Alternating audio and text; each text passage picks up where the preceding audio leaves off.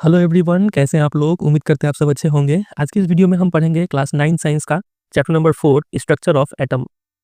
पिछले चैप्टर में यानी चैप्टर नंबर 3 में हमने जाना था कि अर्थ पे जितने भी मैटर है वो सब क्या चीज़ से बने हुए हैं, एटम से बने हुए हैं। तो इस चैप्टर में हम इसी एटम का स्ट्रक्चर समझेंगे कि कैसा होता है ये एटम। जैसे कि एक तरफ मान लीजिए ऑक्सीजन गैस है और एक तरफ मान लीजिए नाइट्रोजन गैस है। अर्थ पे जितने भी एयर, हवा हो गया, लिक्विड हो गया, ठीक है, सॉलिड हो गया, कोई भी सॉलिड, ये सभी तो क्या है, मैटर है। ये सभी मैटर है और ये सभी मैटर होने के कारण हम बोल सकते हैं सभी क्या से बने हैं, एटम से बने हुए हैं। तो फॉर एग्जांपल हम यहाँ पे दो गैस लेते हैं, एक हो गया ऑक्सीजन गैस और एक हो गया नाइट्रोजन गैस। तो ये एक मैटर है, मतलब इसका सबसे छोटा पार्टिकल होगा एटम, इसका भी सबसे छोटा पार्टिकल होगा एक एटम। तो ये ऑक्सीजन का एटम और ये नाइट्रोजन का एटम, दोनों में ऐसा क्या चीज़ है कि दोनों अलग अलग है, ठीक है, वो चीज़ हम जानेंगे। तो what makes the atom of one element different from the atom of another element, इस सवाल का आंसर इस चैप्टर में हम पाएंगे। इसके साथ साथ हम ये भी चीज़ को सोचने का कोशिश करेंगे कि ये जो एटम्स है क्या ये सच में इंडिविजिबल है। चैप्टर नंबर 3 में हमने जाना था कि डाल्टन ने क्या कहा था कि एटम्स और डिवाइड नहीं हो सकते हैं, एटम के अंदर कुछ नहीं मिलेगा। लेकिन इस चैप्टर में हम इस सवाल को तोड़ेंगे। हम पाएंगे कि एटम डिविजिबल है, मतलब एटम के अंदर और भी कुछ एग्जिस्ट करता है। ये चीज़ हमें इस चैप्टर में जानने को मिलेगा। और एटम के अंदर जो भी चीज़ पाया जाता है ना, उसको हम क्या बोलते हैं, सब एटॉमिक पार्टिकल्स। ये एक जनरल टर्म हो गया। इसको हम एटम के अंदर जो भी चीज़ मिलेगा उसको क्या बोलेंगे, सब एटॉमिक पार्टिकल्स बोलेंगे। ये टर्म आपको याद होना चाहिए, ठीक है। तो अलग अलग मॉडल्स दिए गए इसको समझाने के लिए कि एटम्स के अंदर जो भी पार्टिकल्स है, जिसको सब एटॉमिक पार्टिकल्स कहते हैं, वो किस तरीके से अरेंज होते हैं, वो चीज़ हम चैप्टर में जानेंगे। क्लियर है यहाँ तक। तो यहाँ पे लिखा गया है कि एंड ऑफ 19th सेंचुरी, इस समय तक साइंटिस्ट लोगों के पास एक मेजर चैलेंज यही था कि एटम्स का स्ट्रक्चर को समझा जाए, क्योंकि ये अगर समझ लेंगे तो कई सारे मतलब चीज़ों को समझने में हेल्प मिलेगा। तो पहला इंडिकेशन जो ये साइंटिस्ट लोगों को मिला कि एटम के अंदर कुछ चीज़ है, वो कैसे मिला, from the study of static electricity. जब उन्होंने स्टैटिक इलेक्ट्रिसिटी यानी चार्ज के बारे में पढ़ना शुरू किया, तब उन्हें ये हिंट मिला कि नहीं, एटम इनडिविजिबल नहीं है। एटम जो है इनडिविजिबल नहीं है, एटम के अंदर भी कुछ पाया जाता है, जिसको क्या बोलते हैं, सब एटॉमिक पार्टिकल्स। अब कौन से पार्टिकल्स एटम के अंदर पाया जाता है, वो चीज़ हम इस चैप्टर में स्टडी करने वाले हैं। बात क्लियर है। तो ये हो गया इंट्रोडक्शन पार्ट। यहाँ से आपको सिर्फ इतना ही बात याद रखना है, ये टर्म याद रखिए बस, सब एटॉमिक पार्टिकल्स, ठीक है। आगे चैप्टर में ये टर्म जहाँ भी मिले तो समझ जाइएगा, एटम के अंदर जो पार्टिकल्स है उसको कहा जा रहा है सब एटॉमिक पार्टिकल्स। चलिए स्टार्ट करते हैं। सबसे पहला topic 4.1 charge particles in matter, ठीक है। एक एक्टिविटी यहाँ पे दिया हुआ है। ये एक्टिविटी आपने क्लास में भी किया होगा अपने दोस्तों के साथ, कि अगर आपने अपने सिर पर अगर किसी कंघी को या फिर स्केल को रगड़ते हैं और रगड़ने के बाद उस स्केल को अगर पेपर के टुकड़ों के पास ले जाएंगे तो वो पेपर का टुकड़ा स्केल से चिपक जाता है कि नहीं। उसी तरीके से अगर आप एक ग्लास रॉड को सिल्क क्लॉथ में रगड़ते हैं तो वो ग्लास रॉड भी चीज़ों को अट्रैक्ट करना शुरू कर देता है, ठीक है। तो साइंटिस्ट लोगों ने देखा, जब भी हम कोई दो ऑब्जेक्ट को यानी दो मैटर को जब भी हम क्या करते हैं, रब करते हैं, तो इन ऑब्जेक्ट में एक प्रॉपर्टी डेवलप हो जाता है, एक गुण डेवलप हो जाता है, जो क्या करता है, चीज़ों को अट्रैक्ट करता है या फिर चीज़ों को रिपेल करता है, ठीक है। तो इसी प्रॉपर्टी को क्या कहा उन्होंने, चार्ज कहा। इन्होंने कहा कि अगर हम नहीं रगड़ रहे थे, अगर हम सिर्फ स्केल को ऐसे ही छोड़ दें तो क्या इस स्केल में कोई भी चीज़ चिपकेगा, नहीं चिपकेगा। लेकिन जैसे ही हम इस स्केल को किसी दूसरे ऑब्जेक्ट के साथ अगर रब करते हैं तो इस स्केल में एक प्रॉपर्टी यानी चार्ज डेवलप हो जाता है, ठीक है। तो इसी से समझ में आ गया कि अगर सिर्फ एटम रहता सिंपली तो इसमें कोई भी चार्ज डेवलप नहीं हो रहा है, ठीक है। लेकिन चूंकि हम इसको रगड़ने के बाद यही एटम क्या कर रहा है, अपना एक्टिविटी चेंज कर दे रहा है, ये चीज़ों को अट्रैक्ट करना शुरू कर दे रहा है, ठीक है। मतलब इस एटम में क्या डेवलप हो जा रहा है, चार्ज डेवलप हो जा रहा है रब करने का बाद। इसका मतलब पक्का एटम के अंदर कुछ ना कुछ तो है। एटम के अंदर क्या है, कोई सब एटॉमिक पार्टिकल्स है। सब एटॉमिक पार्टिकल्स है जो ये काम, जो एटम को ये गुण दे रहा है, चार्ज दे रहा है, मतलब प्रॉपर्टी दे रहा है चीज़ों को अट्रैक्ट करने का या फिर रिपेल करने का। बातें कराई समझ रहे हैं कि नहीं। चलिए, तो यहाँ से साइंटिस्ट लोगों को हिंट मिला, मतलब ये स्टैटिक इलेक्ट्रिसिटी जब से उनको हिंट मिला कि एटम्स जो है वो इनडिविजिबल नहीं है बल्कि क्या है, डिविजिबल है, ठीक है। तो वो सारा चीज़ इस पैरा में लिखा हुआ है, आपको समझा दिए, समझ के छोड़ दीजिए। एग्जामिनेशन पॉइंट ऑफ व्यू से उतना इंपॉर्टेंट नहीं है, सिर्फ समझना जरूरी था। तो ऐसा करते करते समय बीतता गया और 1900 आते आते तक ये पता चल गया था कि एटम के अंदर एक चीज़ तो पक्का है, वो एक चीज़ का नाम क्या है, इलेक्ट्रॉन है, ठीक है। और इसका डिस्कवरी किया था जे थॉमसन ने। तो इनका नाम और इन्होंने क्या डिस्कवरी किया था वो चीज़ याद रखिएगा, ठीक है।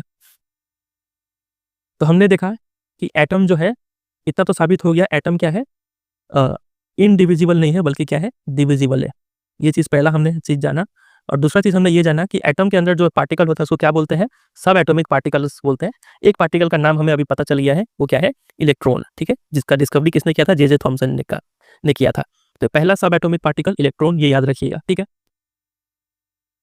और इलेक्ट्रॉन से भी पहले एक और मतलब दूसरा सब एटॉमिक पार्टिकल का डिस्कवरी हो गया था। पहला तो हो गया इलेक्ट्रॉन, और दूसरा वाला कौन सा था वो देखिए, उसका डिस्कवरी किया था ई गोल्डस्टीन ने। 1886 में इन्होंने कैनल रेज का डिस्कवरी किया था। कैनल रेज क्या होता है, एग्जाम में क्वेश्चन पूछते हैं कि डिफाइन कैनल रेज। तो इसका डेफिनेशन है ये 3 शब्द, these are positively charged rays या फिर पॉजिटिवली चार्ज रेडिएशन। ऐसे रेडिएशन, ऐसे तरंगे हैं जिनमें क्या है, पॉजिटिवली चार्ज पार्टिकल्स है, ठीक है। और कैनल रेज का डिस्कवरी से हिंट मिल गया किसका डिस्कवरी का, प्रोटॉन का डिस्कवरी का। तो एटम के अंदर 2 सब एटॉमिक पार्टिकल पता चल गया। पहला क्या था, इलेक्ट्रॉन, जिसका डिस्कवरी किया था जे थॉमसन जी ने, ठीक है। और दूसरा सब एटॉमिक पार्टिकल हमें पता चल गया, वो क्या है, प्रोटॉन, जिसका डिस्कवरी किसने किया था, ई गोल्डस्टीन ने, ठीक है। दोनों का नाम याद रखिएगा, दोनों पार्टिकल का नाम याद रखिएगा, क्लियर है। चलिए, और कैनल रेज क्या है, इसका डेफिनेशन याद रखिएगा, these are positively charge radiation. इतना ही 3 सब लिख देना है एग्जाम में, क्लियर है। अब कुछ प्रॉपर्टी जानते हैं। दिस सब एटॉमिक पार्टिकल, यहाँ पे किसका बात हो रहा है, दिस यानी इस प्रोटॉन का बात हो रहा है। प्रोटॉन के पास इतना चार्ज है जो कि इक्वल इन मैग्नीट्यूड है बट ऑपोजिट इन साइन है to that of electron. Electron के बराबर चार्ज है लेकिन ऑपोजिट साइन का चार्ज है। मतलब अगर इलेक्ट्रॉन में नेगेटिव चार्ज है तो प्रोटॉन में पॉजिटिव चार्ज है, ठीक है, और बराबर चार्ज है। इसमें अगर एक चार्ज है तो इसमें भी एक चार्ज है, लेकिन पॉजिटिव वाला, और ये है नेगेटिव वाला। बात क्लियर है। फिर दूसरा पॉइंट है कि मास, लिखा है कि प्रोटॉन का मास इलेक्ट्रॉन के मास के 2000 गुना है।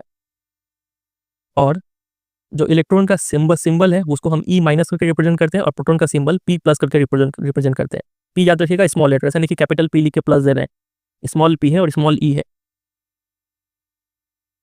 तो देखिए, और अगला पॉइंट क्या है, the mass of proton is taken as 1 unit and charge as +1, और mass of electron is negligible and charge -1। एक बार रिकैप कर देते हैं ताकि अच्छे से क्लियर हो जाए। अभी तक हमें पता चल गया कि एटम क्या होते हैं, डिविजिबल होते हैं।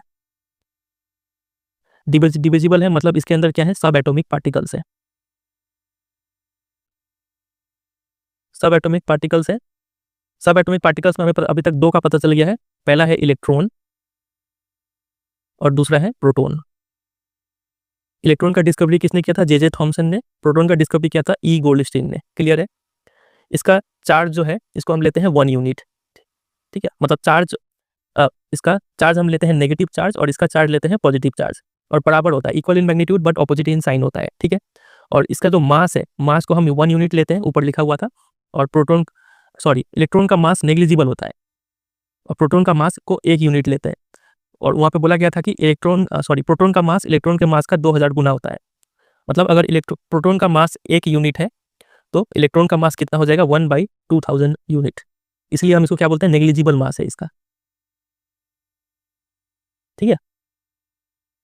तो दोबारा देखिए एक बार ताकि अच्छे से रिकैप हो जाए। यहाँ पे लिखा हुआ इतना गंदा तरीके से कि इसको हम एक टेबल से अगर समझ ले तो ज़्यादा बेहतर होगा। चलिए टेबल पे चलते हैं। इस टेबल में देखिए अच्छे से समझा के रख दिए हैं कि 2 सब एटॉमिक पार्टिकल है, एक है इलेक्ट्रॉन, एक है प्रोटॉन। तीसरा भी होता है न्यूट्रॉन, इसके बारे में थोड़ी देर पे आएंगे, चर्चा करेंगे। अभी हम यही 2 पढ़ रखे हैं तो इसी 2 पे फोकस करते हैं। सबसे पहले तो डिस्कवरी, इलेक्ट्रॉन का डिस्कवरी किया था जे थॉमसन ने 1897 में, और प्रोटॉन का डिस्कवरी किया था ई गोल्डस्टीन ने 1886 में। इसका चार्ज -1 होता है और इसका चार्ज +1 होता है। पॉजिटिव का चार्ज है, ये नेगेटिव का चार्ज है। ये दोनों का हो गया सिंबल। मास अगर बात करें तो इसका प्रोटॉन का मास हम 1 यूनिट लेते हैं, और इलेक्ट्रॉन का मास इसके 1/2000 टाइम्स होता है, मतलब नेग्लिजिबल होता है, ठीक है। लोकेशन का अगर बात करें तो इलेक्ट्रॉन कहाँ पे होता है, ये अगर एटम है, ठीक है, ये एटम है, हमें पता है इसी एटम के अंदर इलेक्ट्रॉन भी है और प्रोटॉन भी है। तो कैसे अरेंज है, तो ये होते हैं आउटसाइड द न्यूक्लियस और ये होते हैं इनसाइड द न्यूक्लियस। इस एटम के अंदर क्या है, एक न्यूक्लियस है, अभी हमें चैप्टर में आके जानने को मिलेगा। तो ये प्रोटॉन जो होते हैं ना, इस न्यूक्लियस के अंदर में होते हैं, और जो इलेक्ट्रॉन होते हैं इस न्यूक्लियस के बाहर में होते हैं, ठीक है। और ये सिंबल हो गया ई नेगेटिव और ई पॉजिटिव। ये टेबल याद रखिएगा, एग्जाम में क्वेश्चन बोलेंगे कि compare the sub atomic particles, compare the sub atomic particles. तो अभी तक हमने 2 सब एटॉमिक पार्टिकल्स के बारे में पढ़ रखा है, तो ये दोनों का अच्छे से डिफरेंस याद होना चाहिए। अभी थोड़ी देर में न्यूट्रॉन पे भी आएंगे तो वापस आएंगे इस टेबल पे, इसका एक अच्छा सा स्क्रीनशॉट लेकर रख लीजिए। तो यहाँ तक क्लियर हो गया। ये लिखा हुआ था इतना गंदे तरीके से, उम्मीद करने टेबल देखने के बाद आपका सारा कॉन्सेप्ट क्लियर हो गया होगा कि क्या याद रखना है और क्या नहीं। इसके बाद अगला पॉइंट ये है कि किसी भी एटम के अंदर ये इलेक्ट्रॉन और प्रोटॉन का संख्या जो होता है वो इक्वल होता है। कि atom was composed of protons and electrons mutually balancing their charges, ताकि जितना पॉजिटिव चार्ज रहे उतना ही नेगेटिव, जितना नेगेटिव चार्ज रहे उतना ही पॉजिटिव चार्ज भी रहे, और दोनों क्या हो जाए, बैलेंस हो जाए, और एटम क्या है, इलेक्ट्रिकली न्यूट्रल रहे, मतलब इस पर कोई चार्ज ना रहे। ठीक है, ये टर्म याद रखिएगा, इलेक्ट्रिकली न्यूट्रल। और it also appear that protons atom के अंदर में, इंटीरियर में होते हैं, और electrons could be easily removed of but not protons. मतलब अभी हमने टेबल में देखा था कि एटम के अंदर जो न्यूक्लियस होता है, इसके अंदर होते हैं प्रोटॉन, और जो इलेक्ट्रॉन्स होते हैं ना, वो न्यूक्लियस के बाहर होता है। मतलब इलेक्ट्रॉन्स को रिमूव करना ईजी है, प्रोटॉन्स रिमूव नहीं होता है। ठीक है, चलिए, तो इतना चीज हमने यहाँ पे जान लिया। दो क्वेश्चंस देखिए। व्हाट आर कैनल रेज, बताइए, अभी आपको बताए थे कैनल रेज, 3 शब्द का डेफिनेशन है इसका, पॉजिटिवली चार्ज रेडिएशंस। ठीक है, दूसरा क्वेश्चन है, if an atom contains 1 electron and 1 proton will it carry any charge और नॉट। मान लीजिए कोई एक एटम है, इस एटम के अंदर एक इलेक्ट्रॉन है और एक प्रोटॉन है, तो इस एटम एज अ होल पे कोई चार्ज होगा कि नहीं, बताइए। तो जितना नेगेटिव चार्ज है उतना ही पॉजिटिव चार्ज भी है, तो दोनों क्या हो जा रहे हैं, एक दूसरे को बैलेंस कर दे रहे हैं, तो इसमें कोई भी चार्ज नहीं होगा। ठीक है, it will not carry any charge. चलिए, यहाँ तक क्लियर है। अब आ जाइए दूसरे टॉपिक पे, स्ट्रक्चर ऑफ एटम, सबसे मेन टॉपिक, एटम का स्ट्रक्चर क्या होता है। हमने चैप्टर नंबर 3 यानी पिछले चैप्टर में ये जाना था, डाल्टन एटॉमिक थ्योरी। उन्होंने तो बोल दिया था कि एटम जो होते हैं वो इंडिविजिबल होते हैं, लेकिन अभी तक ये बात क्लियर हो गया है कि एटम इंडिविजिबल नहीं है, एटम के अंदर भी कुछ छोटे छोटे सब एटॉमिक पार्टिकल्स है, जिसमें से 2 के बारे में हमने पढ़ लिया, इलेक्ट्रॉन और प्रोटॉन। ठीक है, अब सवाल आता है कि एटम्स के अंदर जो इलेक्ट्रॉन और प्रोटॉन है वो कैसे अरेंज्ड है, ये कैसे पता लगाया जाए। तो इसके लिए अलग अलग साइंटिस्ट ने अलग अलग एक्सपेरिमेंट किए और अपने अपने मॉडल्स दिए। तो इस चैप्टर में हमें 3 मॉडल्स को पढ़ना है, बहुत ईजी है अभी का टॉपिक। पहला है थॉमसन्स मॉडल ऑफ एटम, उसके बाद रदरफोर्ड ने अपना मॉडल दिया एटम का, और उसके बाद नील्स बोर ने अपना मॉडल दिया एटम का। तीनों को समझ लेते हैं, इजी है समझना, एक स्टोरी की तरह सुन लीजिए, क्लियर हो जाएगा। सबसे पहले थॉमसन ने क्या कहा मॉडल के बारे में, एटम के बारे में। उन्होंने कहा कि कोई भी जो एटम होता है ना, वो एक क्रिसमस पडिंग की तरह होता है। क्रिसमस पडिंग आपको समझ में नहीं आएगा, आप इसको तरबूजे से समझिए, वाटरमेलन से। एक तरबूजे की तरह होता है, तरबूजा तो खाए होंगे आप। तरबूजा को जब काटा जाता है बीचों बीच, तो क्या मिलता है आपको, मिलेगा तरबूजे के अंदर रेड पार्ट मिलेगा, मिलेगा ना रेड पार्ट, और उसमें छोटे छोटे बीज होंगे, काले काले ब्राउन वाले, ठीक है, बीज होंगे।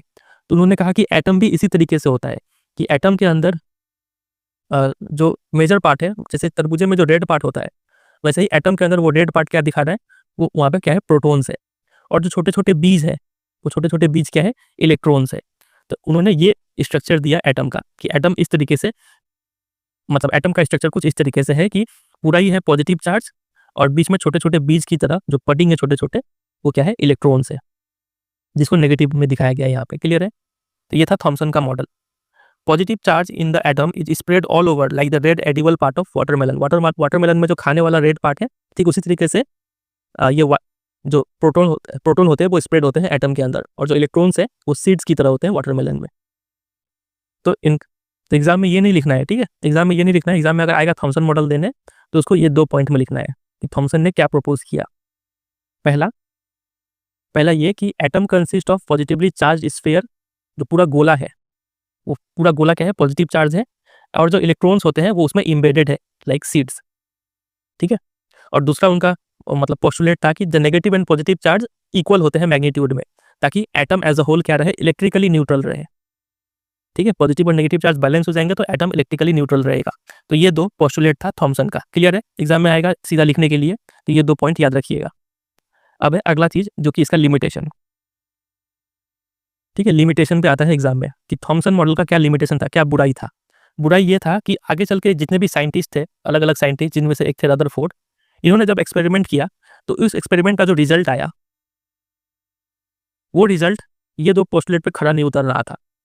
रिजल्ट मिला, रिजल्ट तो 100% राइट है, क्योंकि ये आपके आंखों के सामने है, लेकिन ये रिजल्ट इस पोस्टुलेट को, मतलब ये पोस्टुलेट इस रिजल्ट को एक्सप्लेन नहीं कर पा रहा था, इसलिए ये मॉडल में कुछ ना कुछ तो गड़बड़ है। ठीक है, ये लिमिटेशन है। तो एग्जाम में यही 2 क्वेश्चन बनता है, एक तो थॉमसन का 2 पोस्टुलेट पूछेंगे कि उनका मॉडल क्या था, और साथ ही साथ उनका लिमिटेशन बोल लीजिए या फिर ड्रॉबैक बोल लीजिए, ड्रॉबैक पूछते हैं। ठीक है, तो ये सिंपली याद रखिएगा। तो result of experiment carried by other scientist could not be explain by this model यानी थॉमसन्स मॉडल। ठीक है, चलिए देखते हैं रदरफोर्ड ने क्या मॉडल दिया। रदरफोर्ड ने सबसे पहले एटम के स्ट्रक्चर को समझने के लिए एक एक्सपेरिमेंट डिजाइन किया। उन्होंने इस एक्सपेरिमेंट के लिए फास्ट मूविंग अल्फा पार्टिकल्स लिए। अब ये क्या होता है, फास्ट मूविंग तो समझ में आ गया होगा, जो काफ़ी हाई स्पीड से फ्लो कर रहा है। बच गया अल्फा पार्टिकल्स, ये क्या होता है? तो एक एलिमेंट होता है हीलियम, ठीक है। इस हीलियम में अगर 2 पॉजिटिव चार्ज रहे तो इसी को बोला जाता है अल्फा पार्टिकल्स। बस अभी के लिए इसको रट लीजिए कि अल्फा पार्टिकल जहाँ भी आएगा तो He2+ इसको बोलते हैं अल्फा पार्टिकल्स, ठीक है। तो ये हीलियम 2+ यानी अल्फा पार्टिकल्स जो काफ़ी हाई स्पीड में मूव कर रहे हैं, ये फास्ट मूविंग अल्फा पार्टिकल्स को उन्होंने किस में टकरा दिया? Were made to fall on a thin gold foil. Gold का एक हल्का सा पट्टी लिया, ठीक है, एक हल्का सा लेयर लिया गोल्ड का, और उस पे ये फास्ट मूविंग अल्फा पार्टिकल्स को टकराव करवाया, ठीक है। और देखा कि क्या रिजल्ट आता है। उन्होंने इस एक्सपेरिमेंट के लिए गोल्ड फॉइल को ही इसलिए चुना क्योंकि गोल्ड जो है ना, ये हाईली मेलिएबल सब्सटेंस है। मेलिएबल का मतलब होता है कि कोई एक ऐसा चीज जिसको अगर आप हथौड़े से पीटते जाएं, फॉर एग्जांपल ये एक लोहे का गोल्ड का टुकड़ा है, इसको अगर आप हथौड़े से पीटते जाएंगे तो ये पतला होते होते काफी पतला पट्टी बन जाएगा, ठीक है। इतना पतला पट्टी आप किसी और मेटल से नहीं बना सकते हैं, लोहे से, चांदी से नहीं बना सकते हैं। सबसे ज्यादा पतला पट्टी गोल्ड का ही बनेगा, ठीक है। तो रदरफोर्ड को चाहिए था एक काफी थिन लेयर मेटल का, तो उन्होंने इसीलिए गोल्ड को चुना, ठीक है। एग्जाम में इसके ऊपर भी क्वेश्चन आता है कि रदरफोर्ड ने गोल्ड को ही क्यों चुना था एक्सपेरिमेंट में, क्योंकि because he wanted as thin a layer as possible. और इन्होंने जो गोल्ड का पट्टी बनाया था वो gold foil about 1000 atoms thick था। मतलब 1000 एटम्स को अगर आप सीरियली अरेंज करेंगे तो जो जितना मोटा गोल्ड का लेयर बनेगा उतना ही पतला पट्टी उन्होंने गोल्ड का लिया था, ठीक है। फिर इस पे अल्फा पार्टिकल्स, ये जो अल्फा पार्टिकल है, ये अल्फा का सिंबल है, ठीक है।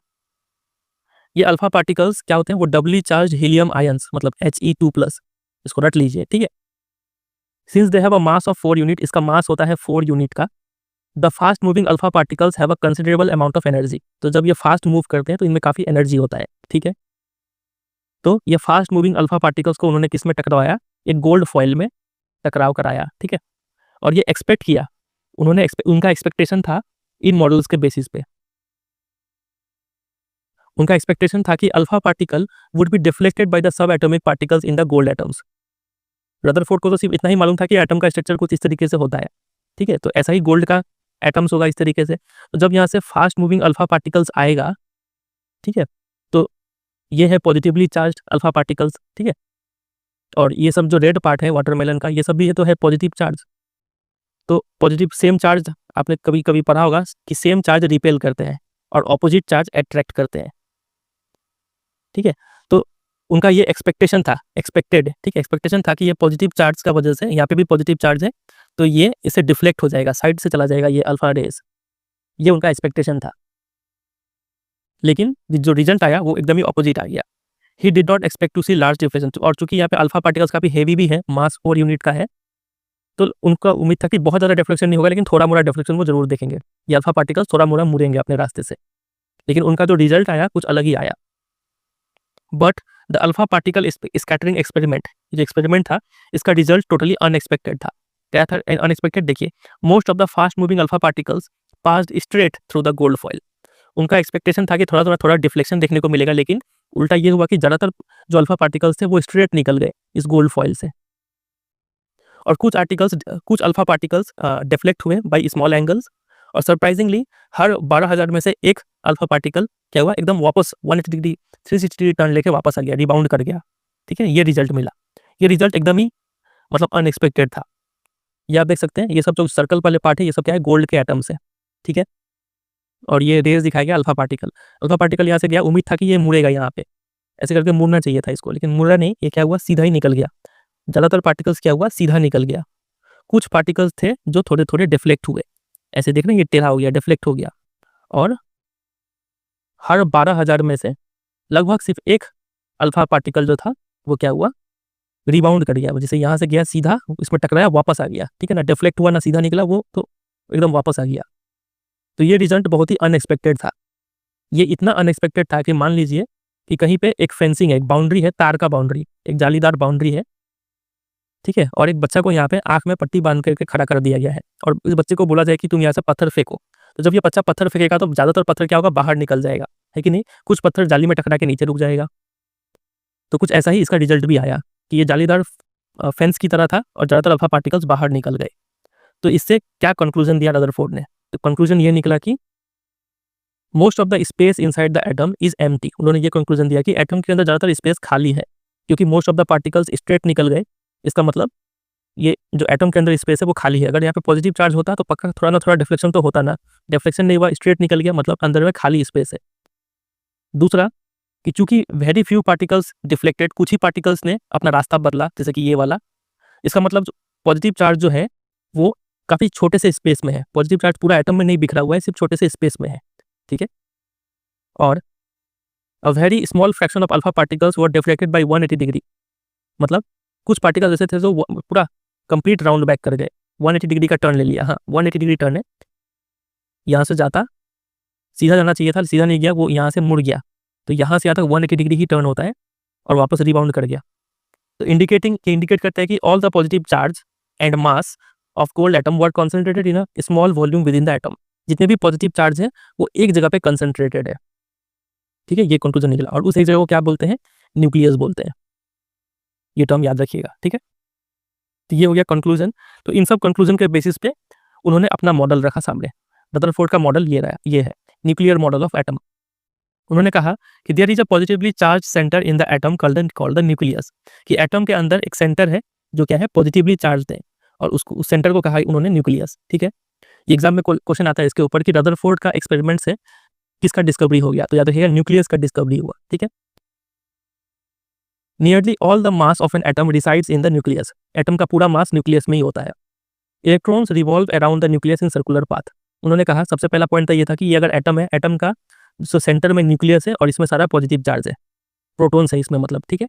और जो बच गए इलेक्ट्रॉन्स वो कहाँ पे है, तो वो न्यूक्लियस के आसपास रिवॉल्व करते हैं सर्कुलर पाथ में, ठीक है। ऐसे गोल गोल यहाँ पे घूम रहे हैं न्यूक्लियस के आसपास, इधर पे गोल गोल घूम रहे हैं। उन्होंने ये कहा इलेक्ट्रॉन्स के बारे में।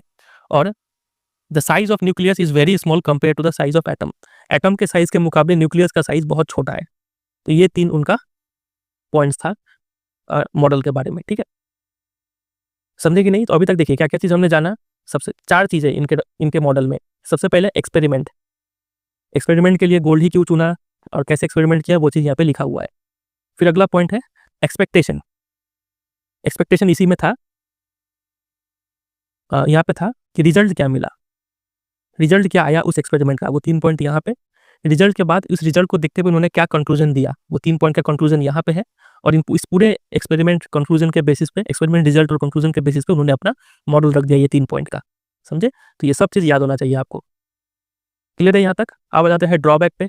इनका भी मॉडल का कुछ ना कुछ बुराई जरूर होगा, तो वो बुराई अब कर लेते हैं यहाँ पे। Drawbacks of Rutherford model.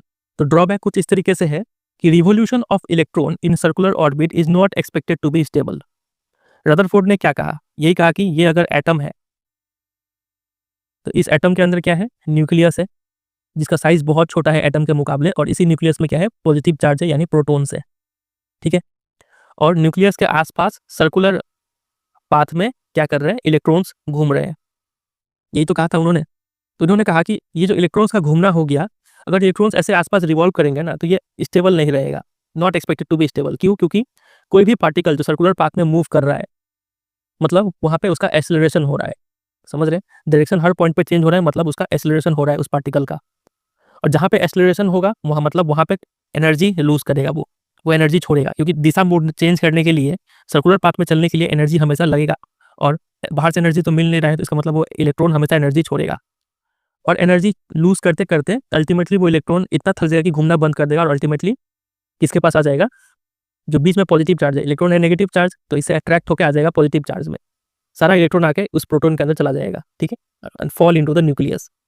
और अगर ऐसा हो जाएगा तो एटम क्या हो जाएगा, हाईली अनस्टेबल होगा, ठीक है, और मैटर एग्जिस्ट ही नहीं करेगा, इलेक्ट्रॉन प्रोटॉन मिलकर भस्म हो जाएगा ये पूरा एटम, और एग्जिस्ट ही नहीं करेगा। लेकिन हमें पता है रियल लाइफ में कि एटम तो स्टेबल है। इसका मतलब ऐसा तो कुछ नहीं होता है पक्का। इसका मतलब जो इन्होंने मॉडल दिया इसमें पक्का कुछ ना कुछ तो गड़बड़ी है। बात क्लियर है कि नहीं? तो ये हो गया ड्रॉबैक रदरफोर्ड मॉडल का। तो ये भी एग्जाम में आता है, याद रखिएगा। अब इस प्रॉब्लम को सुलझाया बोर्ड ने, बोर्ड्स मॉडल ऑफ एटम। अब ये क्या बोले देखिए, in order to overcome the objections raised against Rutherford's model, Niels Bohr ने सजेस्ट किया ये 2 पोस्टुलेट। पहला पॉइंट था ये कि only certain special orbits known as discrete orbits of electron are allowed inside the atom. इन्होंने कहा कि एटम के अंदर न्यूक्लियस है और ये न्यूक्लियस पॉजिटिवली चार्ज्ड है, यहाँ तक तो पूरा पूरी सही है रदरफोर्ड, ठीक है। इन्होंने एक्स्ट्रा पॉइंट ये ऐड कर दिया, और रदरफोर्ड ने ये भी कहा था कि इलेक्ट्रॉन्स आसपास क्या कर रहे हैं, घूम रहे हैं। उन्होंने कहा ये भी बात सही है, ठीक है, बस एक्स्ट्रा कंडीशन ये है कि स्पेशल ऑर्बिट, जिसको कहा जाता है डिस्क्रीट ऑर्बिट, इसी में सिर्फ घूमते हैं इलेक्ट्रॉन। ऐसा नहीं कि कहीं भी इधर उधर घूम रहे, एक सर्कुलर पाथ है, एक रास्ता है इसमें, ठीक है, इस रास्ते को क्या कहा उन्होंने, ऑर्बिट, ठीक है, इसी ऑर्बिट में इलेक्ट्रॉन घूमते हैं, और घूमते वक्त while revolving in discrete orbits the electrons do not radiate energy. ये कंडीशन है कि इलेक्ट्रॉन जब इस रास्ते में घूमते हैं ना, इस रास्ते का खास बात यह है कि इलेक्ट्रॉन जब घूमेंगे तो एनर्जी लूज नहीं करेंगे, और एनर्जी जब लूज नहीं करेंगे तो इलेक्ट्रॉन्स वापस आके इसमें फॉल नहीं करेंगे न्यूक्लियस में, और ये पूरा मैटर कोलैप्स नहीं करेगा, ठीक है। तो ये दो पोस्टुलेट उन्होंने कहा, इससे पूरा प्रॉब्लम सॉल्व हो गया, ठीक है। तो इनका बस सिंपल है, इतना याद रखिए, काफ़ी है, नील बोर का दो पोस्टुलेट। अब इसका कुछ ड्रॉबैक नहीं है, ड्रॉबैक आपको मिलेगा हायर क्लासेस में, अभी क्लास 9 के लिए इतना काफ़ी है, इसका कोई बुराई नहीं पड़ेंगे अभी हम, ठीक है, सिलेबस में नहीं है वो। अब इसी के बारे में कुछ एक्स्ट्रा बात जान लेते हैं। यहाँ तक तो हो गया बोर्ड्स का मॉडल, एग्जाम में आएगा तो सिर्फ ये 2 पॉइंट लिखना है। अब हम कुछ एक्स्ट्रा बात जानेंगे इनके मॉडल के बेसिस पे। देखिए, नील बोर ने कहा कि इलेक्ट्रॉन जो है वो न्यूक्लियस के आसपास ये सर्कुलर ऑर्बिट में घूमते हैं, ठीक है। अब ये जो ऑर्बिट है, सर्कुलर ऑर्बिट, इनको आप ऑर्बिट कह लीजिए या फिर सेल्स कह लीजिए, ठीक है, या फिर एनर्जी लेवल्स कह लीजिए, तीनों एक ही टर्म रहेगा यहाँ पे एटम के लिए, ठीक है। ये याद रखिएगा, ऑर्बिट, सेल या फिर एनर्जी लेवल एक ही चीज़ है। तो इस एनर्जी लेवल यानी ऑर्बिट यानी सेल का डायग्राम यहाँ पे बनाया हुआ है, कुछ इस तरीके से होता है स्ट्रक्चर ऑफ एटम। यहाँ पे दीज ऑर्बिट्स या फिर shells are represented by letters K, L, M, N, ऐसे। इन लेटर्स को हम ABCD से शुरू नहीं करते हैं, इन लेटर्स को रिप्रेजेंट करना शुरू होता है, पहला सेल को रिप्रेजेंट करते हैं के सेल से, के लेटर से, दूसरे को L से, फिर M, फिर N, फिर अगला होगा O, फिर जो भी होगा, ठीक है। या तो आप इन लेटर से रिप्रेजेंट कीजिए के, एल, एम, एन, या फिर आपका मर्जी है नंबर से रिप्रेजेंट कीजिए कि ये पहला सेल है तो n = 1, ये 2, ये 3, ये 4, क्लियर है। और बीच में क्या है, आपका न्यूक्लियस, जिसके अंदर क्या है, प्रोटॉन है, ठीक है। तो ये हो गया एनर्जी लेवल्स का diagram on the basis of Bohr's model, ठीक है। अब बोर का स्पेलिंग कई बच्चे गलती कर देते हैं, वो सिर्फ आजकल का ट्रेंड क्या हो गया है, सिर्फ वीडियो देख के जाके एग्जाम देना, सिर्फ वीडियो देख के जाके एग्जाम देंगे तो एग्जाम में बोर्स लिखने में भी डिफिकल्टी आएगा, ठीक है। बहुत बच्चे क्या लिख देंगे, BORH ऐसे लिख देंगे बोर का स्पेलिंग, वो गलत हो जाएगा। नील का स्पेलिंग NIEL लिख देंगे, तो ये सब अच्छे से पता होना चाहिए, NEIL है, ठीक है। चलिए कुछ क्वेश्चंस देखते हैं। पहला, on the basis of Thomson's model of atom explain how the atom is neutral as a whole. Thomson's के मॉडल के बेसिस पर ये बात को बताइए कि एटम न्यूट्रल कैसे है, उसमें कोई चार्ज कैसे नहीं है। तो थॉमसन का मॉडल ने क्या कहा था कि positive charge equal to negative charge, इसलिए atom as a whole electrically neutral रहता है, ठीक है, यही बात आपको लिख देना है। थॉमसन का पोस्टुलेट जो दूसरा पोस्टुलेट था वो लिख दीजिए। दूसरा क्वेश्चन है कि on the basis of Rutherford's model which subatomic particle is present in the nucleus of atom. Rutherford के हिसाब से जो एटम का जो न्यूक्लियस है, इस न्यूक्लियस के अंदर कौन सा सब एटॉमिक पार्टिकल है बताइए। तो न्यूक्लियस में कौन सा पार्टिकल है, प्रोटॉन है हमारा, ठीक है। तीसरा question, draw a sketch of Bohr's model of atom with 3 shells. तो एटम का आपको स्केच बनाना है जिसमें 3 सेल हो, और बोर्स मॉडल के हिसाब से बनाना है। तो सिंपल है, सबसे पहले क्या है, बीच में न्यूक्लियस है जिसको पूरा पेंसिल से या फिर पेन से सेट करके दाग कर दीजिए। उसके बाद सबसे पहला सेल है जिसको हम क्या बोलते हैं, के सेल। उसके बाद दूसरा एनर्जी लेवल है, दूसरा ऑर्बिट, दूसरा सेल है जिसको L सेल बोलते हैं, KL। और तीसरा वाला को क्या बोलेंगे, M सेल है ये, या फिर ये पहला, ये दूसरा, ये तीसरा, ऐसे भी लिख सकते हैं। तो हमें ऐसा ही स्ट्रक्चर बनाने के लिए बोला गया था जिसमें क्या हो, 3 सेल हो, तो 3 सेल KLM हम इतना बनाती है, क्लियर है। अगर 4 सेल बोलता तो एक और इसमें जोड़ देते हैं, ठीक है। चौथा क्वेश्चन है कि what do you think would be the observation if the alpha particle scattering experiment. ये एक्सपेरिमेंट यानी जो रदरफोर्ड एक्सपेरिमेंट है, ये अगर इस एक्सपेरिमेंट में is carried out using a foil of a metal other than gold, अगर हम गोल्ड की जगह कोई दूसरा मेटल लेते तो इस एक्सपेरिमेंट में क्या इफेक्ट पड़ता, ऑब्जर्वेशन में कोई चेंज आता कि नहीं आता। तो कोई चेंज नहीं आता, नो चेंज, क्योंकि अल्टीमेटली क्या है, रदरफोर्ड ने गोल्ड चुना ही क्यों था, गोल्ड इसलिए चुना था क्योंकि गोल्ड का सबसे पतला पट्टी लेना इजी था, है कि नहीं, इसलिए उन्होंने गोल्ड चुना था, बस एक्सपेरिमेंट का सहूलियत के लिए। आप गोल्ड की जगह चाहे आप आयरन ले या फिर सिल्वर ले, कोई भी मेटल ले लीजिए आप, भले ही पट्टी मोटा होगा, लेकिन अगर आप ये एक्सपेरिमेंट करेंगे तो रिजल्ट आपको सेम ही मिलेगा, क्योंकि आयरन के अंदर भी जो एटम है ये सब पे अलग होता है, ठीक है। तो आंसर होगा इसका सिंपली नो चेंज। चलिए आ जाइए नेक्स्ट टॉपिक पे। अगला टॉपिक है न्यूट्रॉन्स। कुछ याद आ रहा है? अभी तक हमने जाना कि एटम के अंदर 2 सब एटॉमिक पार्टिकल तो होते ही हैं, एक हो गया इलेक्ट्रॉन न्यूक्लियस के बाहर, दूसरा हो गया प्रोटॉन न्यूक्लियस के अंदर। अब तीसरा पता चल रहा है हमें कि एक न्यूट्रॉन भी होता है सब एटॉमिक पार्टिकल। इसका डिस्कवरी किया था 1932 में जेम्स जे चैडविक में, तो नाम याद रखिएगा, ठीक है। अब इसका गुण जान लेते हैं। गुण क्या है? इसमें कोई चार्ज नहीं होता है। इलेक्ट्रॉन में हमने देखा नेगेटिव चार्ज होता है, प्रोटॉन में पॉजिटिव चार्ज, लेकिन न्यूट्रॉन में कोई भी चार्ज नहीं होता है। न्यूट्रॉन को रिप्रेजेंट करते हैं स्मॉल लेटर n से, ठीक है। इसके अलावा इसका जो मास होता है वो प्रोटॉन के बराबर होता है। बताइए प्रोटॉन का मास हमने कितना याद किया था? तो 1 यूनिट। तो न्यूट्रॉन का मास भी कितना होता है? 1 यूनिट ही होता है। और इलेक्ट्रॉन का मास कितना होता है? तो वो था 1/2000 times the mass of proton, जो कि हम इसको क्या लिख सकते हैं? नेग्लिजिबल लिख सकते हैं, ठीक है। अगला पॉइंट क्या है? न्यूट्रॉन्स कहाँ पे प्रेजेंट होते हैं? तो it is present in the nucleus of all atoms. तो इसी न्यूक्लियस के अंदर प्रोटॉन तो होता ही है, प्रोटॉन के साथ साथ न्यूट्रॉन्स भी होता है, ये याद रखिए। तो बस न्यूट्रॉन्स के बारे में इतना पॉइंट हो गया। और एक एक्स्ट्रा पॉइंट है कि the mass of atom is therefore given by the sum of masses of protons and neutrons. अगर इस न्यूक्लियस के अंदर दो चीजें, एक है प्रोटॉन और एक है न्यूट्रॉन, ठीक है। तो अगर हमें इस पूरे एटम का मास चाहिए, तो उस एटम का मास हम कैसे निकालते हैं? इन प्रोटॉन और न्यूट्रॉन को ऐड कर दीजिए, कितना प्रोटॉन है और कितना न्यूट्रॉन, दोनों को ऐड करके जो आएगा वही हो जाएगा एटम का मास, ठीक है कि नहीं। चलिए इतना याद रखिएगा। एक क्वेश्चन देखिए, उसके बाद हम वापस उस टेबल पे जाएंगे। लिखा है कि नेम द 3 सब atomic particles of an atom. Atom के अंदर जो 3 सब एटॉमिक पार्टिकल है वो कौन से है? तो पहला हो गया इलेक्ट्रॉन, ई नेगेटिव, दूसरा हो गया प्रोटॉन, स्मॉल लेटर पी और पॉजिटिव, और तीसरा हो गया न्यूट्रॉन। क्लियर है।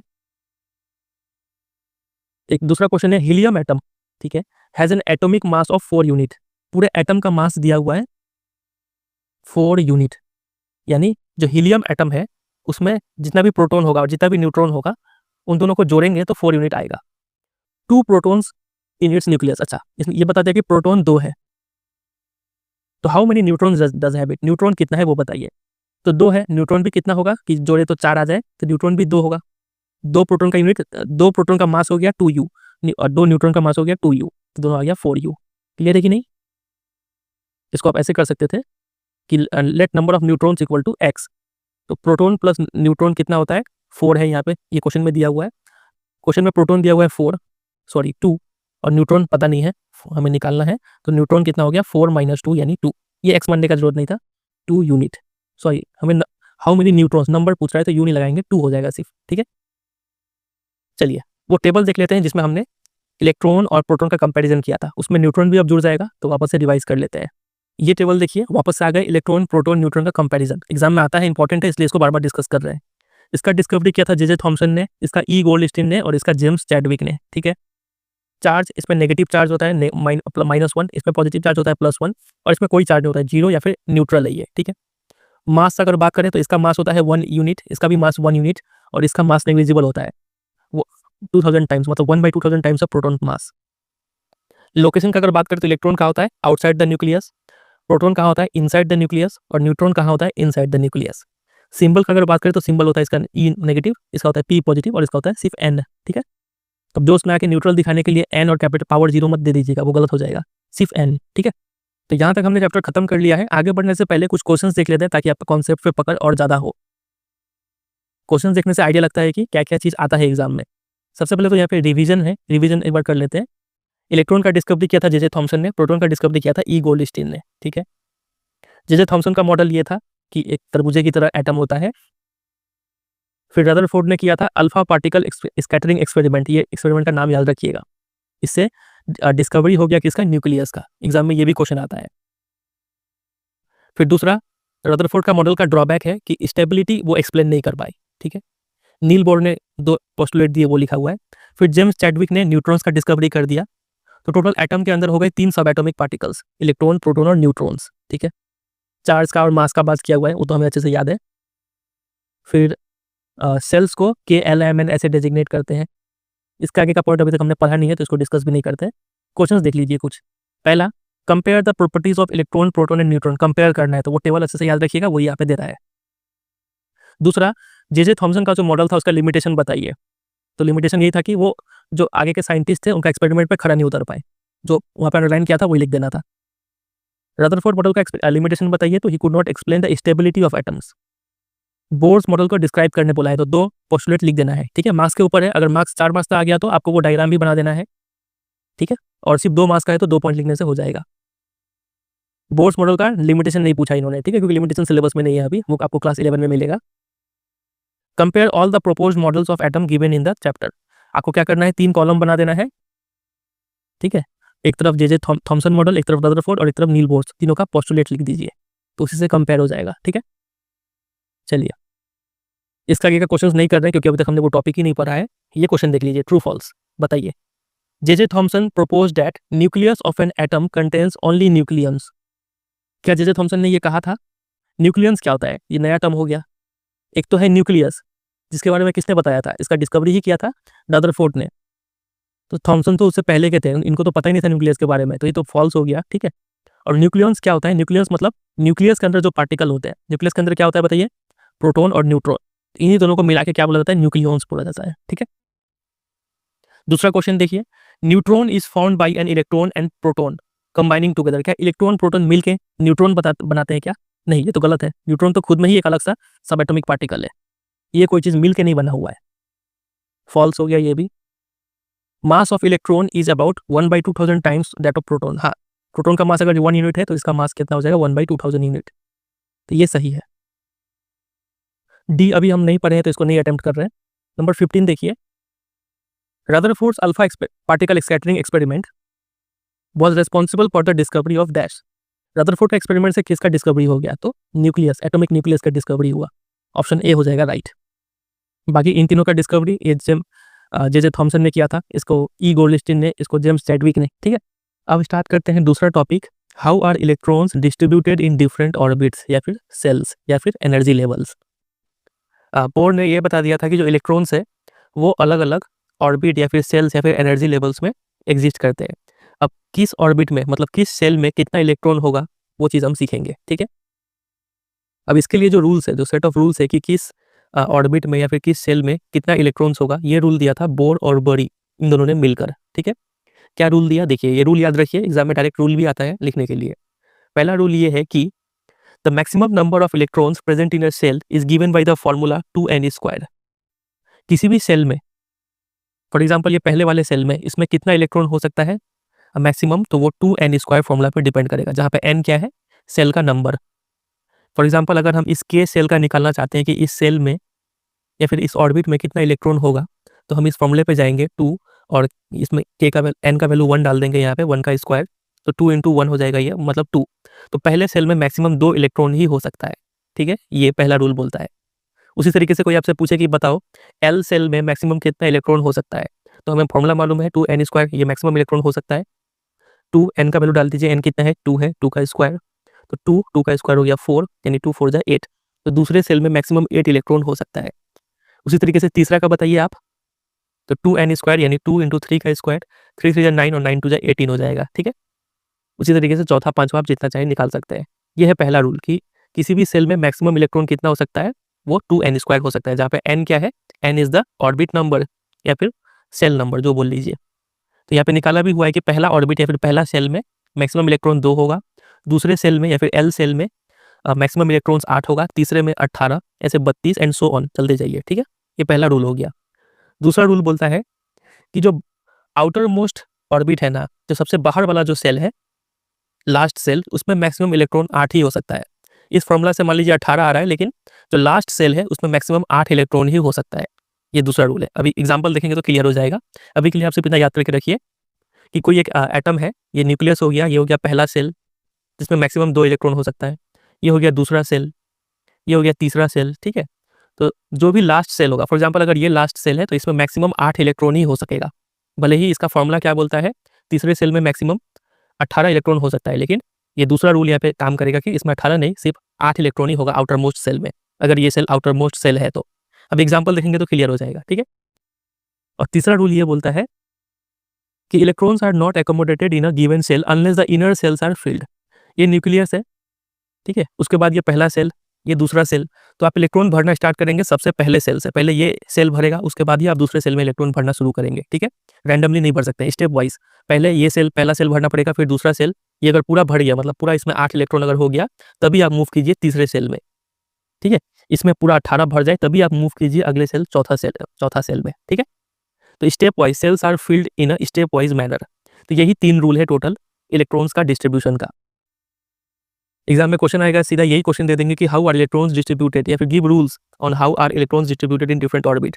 तो ये 3 रूल है। पहला रूल 2n², दूसरा रूल बोलता है कि आउटर मोस्ट सेल में मैक्सिमम 8 इलेक्ट्रॉन ही हो सकता है, और तीसरा रूल क्या बोलता है कि स्टेप वाइज मैनर में ये सेल्स फिल होते हैं, स्टेप वाइज फिल होते हैं, ठीक है। ये 3 रूल याद रखना है। अब आगे क्या बोला गया है ये देखिए, अब इंपॉर्टेंट चीज शुरू हो रहा है, अब आपका पूरा फोकस होना चाहिए। Atomic structure of first 18 elements is shown schematically in figure 4.4। ये जो फिगर है 4.4, इसमें पहला 18 एलिमेंट्स का एटॉमिक स्ट्रक्चर बनाया हुआ है। आपके मन में ये सवाल आ गया कि अर्थ पे टोटल कितने एलिमेंट्स हैं, तो अर्थ पे टोटल है 118 एलिमेंट्स, ठीक है। तो 118 आपको याद नहीं करना है, आपको इसमें से जो पहला 18 एलिमेंट है वही अच्छे से याद करना है, ठीक है। अभी बताएंगे कैसे याद किया जाता है। तो पहला 18 एलिमेंट्स का यहाँ पे एटॉमिक स्ट्रक्चर बना के दिया हुआ है। ये हाइड्रोजन का एटॉमिक स्ट्रक्चर है, ये हीलियम का एटॉमिक स्ट्रक्चर है, ये lithium, beryllium, boron, carbon, nitrogen, oxygen, fluorine, neon, sodium, magnesium, aluminium, silicon, phosphorus, sulphur, chlorine, argon. और अगर आपको 20 18 तो यहाँ पे दिया हुआ है, अगर आप 20 तक याद कर लेते हैं तो और भी अच्छा होता है, पोटेशियम और कैल्शियम, ठीक है। खैर पहले तो 18 याद कर लीजिए। तो ये 18 जो एलिमेंट्स है यहाँ पे तो सिर्फ सिंबल लिखा हुआ है, नीचे एक टेबल है जिसमें इसका नाम भी लिखा हुआ है अच्छे से। ये टेबल को देखिए, बहुत इंपॉर्टेंट है, पूरा इस टेबल को हम समझेंगे और याद कैसे करना है वो भी बताएंगे। सबसे पहले जो कॉलम है नेम ऑफ एलिमेंट, इसमें दिया हुआ है हाइड्रोजन, हीलियम, लिथियम, एकदम सीरियली ऐसे फर्स्ट 18 एलिमेंट्स को लिखा गया है, ठीक है। इसका नंबर ऑफ इलेक्ट्रॉन्स, अब ये वाले कॉलम पे फोकस कीजिए, ठीक है, नंबर ऑफ इलेक्ट्रॉन्स पे। हाइड्रोजन में कितना इलेक्ट्रॉन होता है? 1, हीलियम में 2, लिथियम में 3, फिर 4, 5, 6, 7, 8, 9, 10, 11, 12 ऐसे करते करते 18 तक गया है। तो ये नाम पूरा आपको सीरियली याद होना चाहिए, ताकि एग्जाम में अगर आपसे पूछे कि नाइट्रोजन में कितना इलेक्ट्रॉन होता है, तो अगर आपको सीरियली नाम याद रहेगा तो आप फिंगर्स पे काउंट कर सकते हैं कि सबसे पहले आता है हाइड्रोजन, फिर हीलियम, लिथियम, बेरिलियम, ऐसे करते नाइट्रोजन आता है 7वें नंबर पे। तो नाइट्रोजन में नंबर ऑफ इलेक्ट्रॉन्स कितना होगा? 7, ठीक है, इस तरीके से। तो अब एक बार आपको नंबर ऑफ इलेक्ट्रॉन्स पता चल गया, ठीक है, नंबर ऑफ इलेक्ट्रॉन्स पता चल गया अगर, तो उसके बाद काम बनता है कि एटॉमिक स्ट्रक्चर कैसे लिखा जाए। दो तरीका है, क्या तो आप इसका डायग्राम बना सकते हैं कुछ इस तरीके से, या फिर आप इसको लिख सकते हैं, राइट कर सकते हैं। एग्जाम क्वेश्चन पे डिपेंड करेगा कि क्वेश्चन में बोला क्या गया है। सबसे पहला काम होता है आपका नंबर ऑफ इलेक्ट्रॉन्स याद होना, और नंबर ऑफ इलेक्ट्रॉन्स कैसे याद करते हैं? तो वो सीरियली आपको जो 18 एलिमेंट्स है उसका नाम सीरियली याद होना चाहिए, समझे। अब सबसे पहले हाइड्रोजन का सीखते हैं कि हाइड्रोजन का एटॉमिक स्ट्रक्चर कैसे बनाएंगे हम। तो हाइड्रोजन सबसे पहला एलिमेंट है, तो इसमें नंबर ऑफ इलेक्ट्रॉन्स कितना होगा? 1 ही होगा। तो ये अभी का जो रूल हमने पढ़ा, बोर एंड बरी का रूल, उसमें पहला रूल में क्या बोला गया था कि 2n² हो सकता है मैक्सिमम नंबर ऑफ इलेक्ट्रॉन्स, दूसरा कि आउटर मोस्ट सेल में मैक्सिमम 8 इलेक्ट्रॉन ही हो सकता है, और तीसरा स्टेप वाइज मैनर में वो सेल्स फिल होंगे। यही रूल हमने अभी पढ़ रखा है। अब इस तीनों रूल को ध्यान में रखते हुए हाइड्रोजन का अगर हमें एटॉमिक स्ट्रक्चर बनाना है, तो सबसे पहले तो बीच में हो जाएगा न्यूक्लियस, एक ऐसे काला करके डॉट बना दीजिए, ठीक है। उसके बाद बनाइए पहला सेल। पहला सेल में कितना इलेक्ट्रॉन हो सकता है इस फॉर्मूले के हिसाब से? तो आप बोलेंगे 2, और पहला सेल है तो 1 हो गया, तो 2 × 1 मतलब 2। पहले सेल में मैक्सिमम 2 इलेक्ट्रॉन ही हो सकता है, तो हाइड्रोजन के पास तो एक ही इलेक्ट्रॉन ही है, तो सिर्फ एक इलेक्ट्रॉन यहाँ पे ऐसे करके आ जाएगा, ठीक है। तो बात खत्म है, और इलेक्ट्रॉन बनाने का जरूरत ही नहीं, क्योंकि इसके पास एक ही इलेक्ट्रॉन ही था। तो यही हो गया हाइड्रोजन का एटॉमिक स्ट्रक्चर। अब देखते हैं हीलियम का एटॉमिक स्ट्रक्चर कैसे बनेगा। तो हीलियम में 2 इलेक्ट्रॉन होते हैं, तो पहले बना दीजिए ये न्यूक्लियस, फिर एक सेल बनाया हमने के सेल, और इसमें 2 इलेक्ट्रॉन दे देंगे, क्योंकि इसमें 2 इलेक्ट्रॉन आ सकता है तो 2 आ गया यहाँ पे, ठीक है। अब बात करते हैं लिथियम का कैसे बनेगा। तो लिथियम तीसरे नंबर पे आता है, तो नंबर ऑफ इलेक्ट्रॉन्स हो गया 3। पहले बना दीजिए न्यूक्लियस यहाँ पे, फिर बनाइए पहला सेल। पहला सेल में इस फॉर्मूले का हिसाब से कितना इलेक्ट्रॉन आ सकता है? 2 ही आ सकता है, तो 2 इलेक्ट्रॉन हमने यहाँ पे दे दिया। उसके बाद दूसरा सेल, ठीक है, और दूसरा सेल में कितना इलेक्ट्रॉन आ सकता है इस फॉर्मूले के हिसाब से? तो आप बोलेंगे 2 × 2 का स्क्वायर, मतलब 2 × 4 × 8। इसमें मैक्सिमम 8 इलेक्ट्रॉन आ सकता है, लेकिन इसके पास टोटल 3 इलेक्ट्रॉन ही है, जिसमें से 2 आ गया है पहले सेल में, बच गया कितना? 1 इलेक्ट्रॉन बच गया, तो वो उसी 1 इलेक्ट्रॉन को सिर्फ हम डाल देंगे इस वाले सेल में, ठीक है। तो ये हो गया लिथियम का जो बोलते हैं एटॉमिक स्ट्रक्चर हो गया। ये तो हो गया डायग्राम, स्कीमेटिकली हमने रिप्रेजेंट कर दिया। अगर एग्जाम में लिखने के लिए आए कि लिखो इसका इलेक्ट्रॉन का डिस्ट्रीब्यूशन, तो लिखते कैसे हैं? हम एक ब्रैकेट खोलते हैं, ठीक है, आपका मर्जी है, चाहे आप ये सेकंड ब्रैकेट खोलिए या फिर फर्स्ट ब्रैकेट खोलिए, जो भी, और उसमें सबसे पहले सेल में कितना इलेक्ट्रॉन है? 2, तो 2 लिख दीजिए, फिर कॉमा दीजिए, फिर उसके बाद वाले सेल में कितना इलेक्ट्रॉन है? 1, तो यहाँ पे 1 दे दीजिए और ब्रैकेट को बंद कर दीजिए। तो ये 2, 1 ब्रैकेट के अंदर जो आपने लिखा, इसी को बोला जाता है इलेक्ट्रॉनिक कॉन्फ़िगरेशन। ये टर्म याद कर लीजिए, ठीक है। इलेक्ट्रॉनिक कॉन्फ़िगरेशन लिखने के लिए आएगा एग्जाम में। अभी ये चैप्टर में एनसीईआरटी बुक में डिस्कस नहीं किया हुआ है, क्योंकि नया एडिशन जो आया है उसमें बहुत चीज़ काट छाट किया है इन लोगों ने, तो काट छाट करने में गलती हो गया इनसे, और ये टर्म लिखना भूल गए हैं। लेकिन आपको ये पता होना चाहिए, इसके ऊपर क्वेश्चन आता है। एक एग्जाम्पल लेते हैं नाइट्रोजन का, ठीक है। नाइट्रोजन आता है 7वें नंबर पे, तो नाइट्रोजन में नंबर ऑफ इलेक्ट्रॉन्स कितना हो गया? 7। अगर इसका स्कीमेटिकली रिप्रेजेंट करने बोले एटॉमिक स्ट्रक्चर को, तो डायग्राम वाइज हमें रिप्रेजेंट करना है। तो पहले बना देंगे न्यूक्लियस, फिर एक सेल देंगे। पहले सेल में कितने इलेक्ट्रॉन हो सकता है? 2, तो हमने 2 इलेक्ट्रॉन यहाँ पे ऐसे करके बना दिया। उसके बाद अगले सेल में मैक्सिमम 8 इलेक्ट्रॉन हो सकता है, लेकिन हमें देखना है कि बचा कितना। 7 में से 2 तो आ गया पहले सेल में, बच गया कितना? 5। तो वो बचा हुआ 5, 1 2 3 4 और 5 वो इस सेल में आ जाएगा, ठीक है। और इसका अगर इलेक्ट्रॉनिक कॉन्फ़िगरेशन लिखने के लिए बोला जाए तो 2,5, 2 है के सेल का, ये 5 है एल सेल में। समझे कि नहीं? कर लेंगे इतना। चलिए एक बड़ा सा एग्जांपल लेते हैं क्लोरीन का। क्लोरीन में टोटल इलेक्ट्रॉन्स कितने होते हैं? 17 इलेक्ट्रॉन्स, ठीक है। तो पहले सेल में कितने, इसका अगर इलेक्ट्रॉनिक कॉन्फ़िगरेशन लिखने के लिए बोले तो कैसे लिखेंगे? एक ब्रैकेट खोलेंगे, पहले सेल में 2 इलेक्ट्रॉन आ सकता है, 2 हमने लिख दिया। फिर दूसरे सेल में मैक्सिमम 8 इलेक्ट्रॉन आ सकता है, तो 8 हमने लिख दिया। 2 और 8 हो गया 10, है कितना टोटल? 17 है, और अभी भी 7 बचा हुआ है। तो तीसरे सेल में कितना इलेक्ट्रॉन आ सकता है टोटल इस फॉर्मूले के हिसाब से? तो 18 इलेक्ट्रॉन आ सकता है टोटल। तो हमें तो सिर्फ 7 ही बैठाना है, तो 7 ईजिली आ जाएगा, तो 7 यहाँ पे हो गया। समझे कि नहीं? तो ये हो गया क्लोरीन का इलेक्ट्रॉनिक कॉन्फ़िगरेशन। सबका इलेक्ट्रॉनिक कॉन्फ़िगरेशन हम ऐसे करके लिख दिए हैं यहाँ पे, और ये पीडीएफ डाउनलोड करने के लिए वेबसाइट में दे देंगे, वहाँ पे जाके आप डाउनलोड कर सकते हैं। इसका अगर एटॉमिक स्ट्रक्चर बनाने के लिए बोले तो कैसे बनाएंगे? सबसे पहले बीच में न्यूक्लियस, फिर पहला सेल बना दीजिए जिसमें कि सिर्फ 2 ही इलेक्ट्रॉन आ सकता है। उसके बाद दूसरा सेल बना दीजिए जिसमें 8 इलेक्ट्रॉन अकोमोडेट करने हैं हमें। तो 1 2 3 4 5 6 7 8, ठीक है। और तीसरा सेल भी हमें चाहिए होगा, इसमें कितना इलेक्ट्रॉन होगा? तो 7। तो 7 इलेक्ट्रॉन बना दीजिए, 1 2 3 4 5 6 7। क्लियर है? एग्जाम में आप इसको पेंसिल से बना देंगे, और जरूरी नहीं है कि आपको यहाँ पे कंपास का इस्तेमाल करना है, हाथ से ही एक रफ गोला बना दीजिएगा तो काम बन जाएगा, ठीक है। इतना कर लेंगे। चलिए, तो इन सब का डायग्राम और इलेक्ट्रॉनिक कॉन्फ़िगरेशन ये सब अच्छे से आपको प्रैक्टिस करना है। सिर्फ वीडियो देखने से काम नहीं चलेगा, आपको कॉपी में प्रैक्टिस करना पड़ेगा। और पहला जो 18 एलिमेंट्स है उनका नाम आपको सीरियली याद होना चाहिए, जिससे कि आपको नंबर ऑफ इलेक्ट्रॉन्स इजीली पता रहे। नहीं तो इलेक्ट्रॉन ही पता नहीं रहेगा, एग्जाम में क्वेश्चन आएगा कि बताओ कार्बन का इलेक्ट्रॉनिक कॉन्फ़िगरेशन बताओ, या फिर कार्बन का एटॉमिक स्ट्रक्चर डायग्राम बनाओ। तो आप नंबर ऑफ इलेक्ट्रॉन्स ही अगर नहीं जानेंगे तब तो आप कर ही नहीं पाएंगे, ठीक है। तो इसलिए जरूरी है कि आपको नंबर ऑफ इलेक्ट्रॉन्स यानी कि 18 एलिमेंट का नाम सीरियली याद हो। समझ रहे हैं? चलिए, कुछ क्वेश्चन है यहाँ पे। पहला, right the distribution of electrons in carbon and sodium atoms. हमें यहाँ पे लिखना है कि इलेक्ट्रॉन्स कैसे डिस्ट्रीब्यूट हुए हैं वो चीज़ को, कार्बन के केस में और सोडियम के केस में। तो देखिए यहाँ पे लिखना है, हमें डायग्राम का जरूरत नहीं है यहाँ पे। तो हमें लिखना है, मतलब हमसे इलेक्ट्रॉनिक कॉन्फ़िगरेशन ये लोग पूछ रहे हैं। तो कार्बन का सबसे पहले बताते हैं। तो सबसे पहले तो नंबर ऑफ इलेक्ट्रॉन्स मालूम होना चाहिए।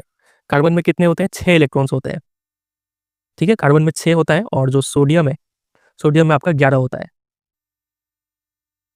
तो कार्बन में 6 इलेक्ट्रॉन है, तो इसका इलेक्ट्रॉनिक कॉन्फ़िगरेशन होगा 2,4, ठीक है। सोडियम में 11 इलेक्ट्रॉन्स होते हैं टोटल, तो इलेक्ट्रॉनिक कॉन्फ़िगरेशन होगा 2,8,1। समझ रहे हैं कि नहीं? चलिए, दूसरा सवाल देखिए, ये बहुत अच्छा सवाल है, इसका आंसर आपको खुद देना पड़ेगा। अगर आप इसका आंसर खुद दे देते हैं मतलब आप चीज़ों को समझ रहे हैं। लिखा है कि if K and L shells of an atom are full, K shell भी फुल है और एल सेल भी फुल है, then what would be the total number of electrons in the atom. उस एटम में टोटल इलेक्ट्रॉन्स कितने हैं? तो के सेल फुल होने का मतलब क्या है? के में कितने इलेक्ट्रॉन आ सकते हैं टोटल? पहला सेल है के, तो के में टोटल आ सकते हैं 2 इलेक्ट्रॉन। और एल सेल भी फुल है, एल में टोटल कितने इलेक्ट्रॉन आ सकते हैं? 8 ही इलेक्ट्रॉन आ सकते हैं। तो 2 + 8, ठीक है, कितना हो जाएगा? 10 इलेक्ट्रॉन्स हो जाएगा टोटल। एग्जाम में इसका नाम भी पूछेंगे कि एटम का नाम भी बता दो, तो 10वां इलेक्ट्रॉन कौन सा है आपका? तो ये है आपका ये नियॉन, ठीक है। समझ गए क्वेश्चन कैसा आता है? चलिए, ये टॉपिक खत्म हो गया, इंपॉर्टेंट टॉपिक था। अब उसी से जुड़ा हुआ एक स्टेप हम और आगे जाएंगे, और अगला टॉपिक पढ़ेंगे वैलेंसी। ये भी अपने आप में ही काफ़ी इंपॉर्टेंट टॉपिक है। ये चीज़ आपका क्लास 12 तक पीछा नहीं छोड़ेगा, अगर आप साइंस लेते हैं तो इसको समझ लीजिए, काफ़ी हेल्प करेगा ये आगे भी चल के। वैलेंसी समझने से पहले एक टर्म हमें समझना पड़ेगा इसी से मिलता जुलता, जिसको बोलते हैं वैलेंस इलेक्ट्रॉन्स। ये क्या होता है? तो वैलेंस इलेक्ट्रॉन्स का मतलब होता है the electrons present in the outer most shell of an atom are known as valence electrons. जो आउटर मोस्ट सेल होता है, सबसे बाहर वाला सेल, उसमें जितना इलेक्ट्रॉन्स हो उसी को बोलते हैं वैलेंस इलेक्ट्रॉन्स। जैसे कि हाइड्रोजन में जो आउटर मोस्ट सेल है, इसमें तो एक ही सेल है, तो यही आउटर मोस्ट सेल हो गया। इसमें कितने इलेक्ट्रॉन प्रेजेंट है? एक ही इलेक्ट्रॉन प्रेजेंट है, तो वैलेंस इलेक्ट्रॉन्स कितना हो गया? यहाँ पे 1 हो गया, ठीक है। इसका बताइए वैलेंस इलेक्ट्रॉन्स कितना होगा? तो आप बोलेंगे इसमें एक ही सेल है, तो यही आउटर मोस्ट सेल हो गया, और इसमें 2 इलेक्ट्रॉन है, तो वैलेंस इलेक्ट्रॉन्स हो गया 2। लिथियम का बताइए वैलेंस इलेक्ट्रॉन कितना होगा? तो आप बोलेंगे आउटर मोस्ट जो सेल है उसमें एक ही इलेक्ट्रॉन है, तो वैलेंस इलेक्ट्रॉन हो गया 1। इसका बताइए, तो सबसे बाहर वाले सेल में 2 इलेक्ट्रॉन्स है, तो 2 हो गया। इसका 3, इसका 4। इसका बताइए वैलेंस इलेक्ट्रॉन कितना होगा फॉस्फोरस का? तो आप बोलेंगे बाहर वाले सेल में 1 2 3 4 5 इलेक्ट्रॉन्स है, तो वैलेंस इलेक्ट्रॉन्स हो गया 5।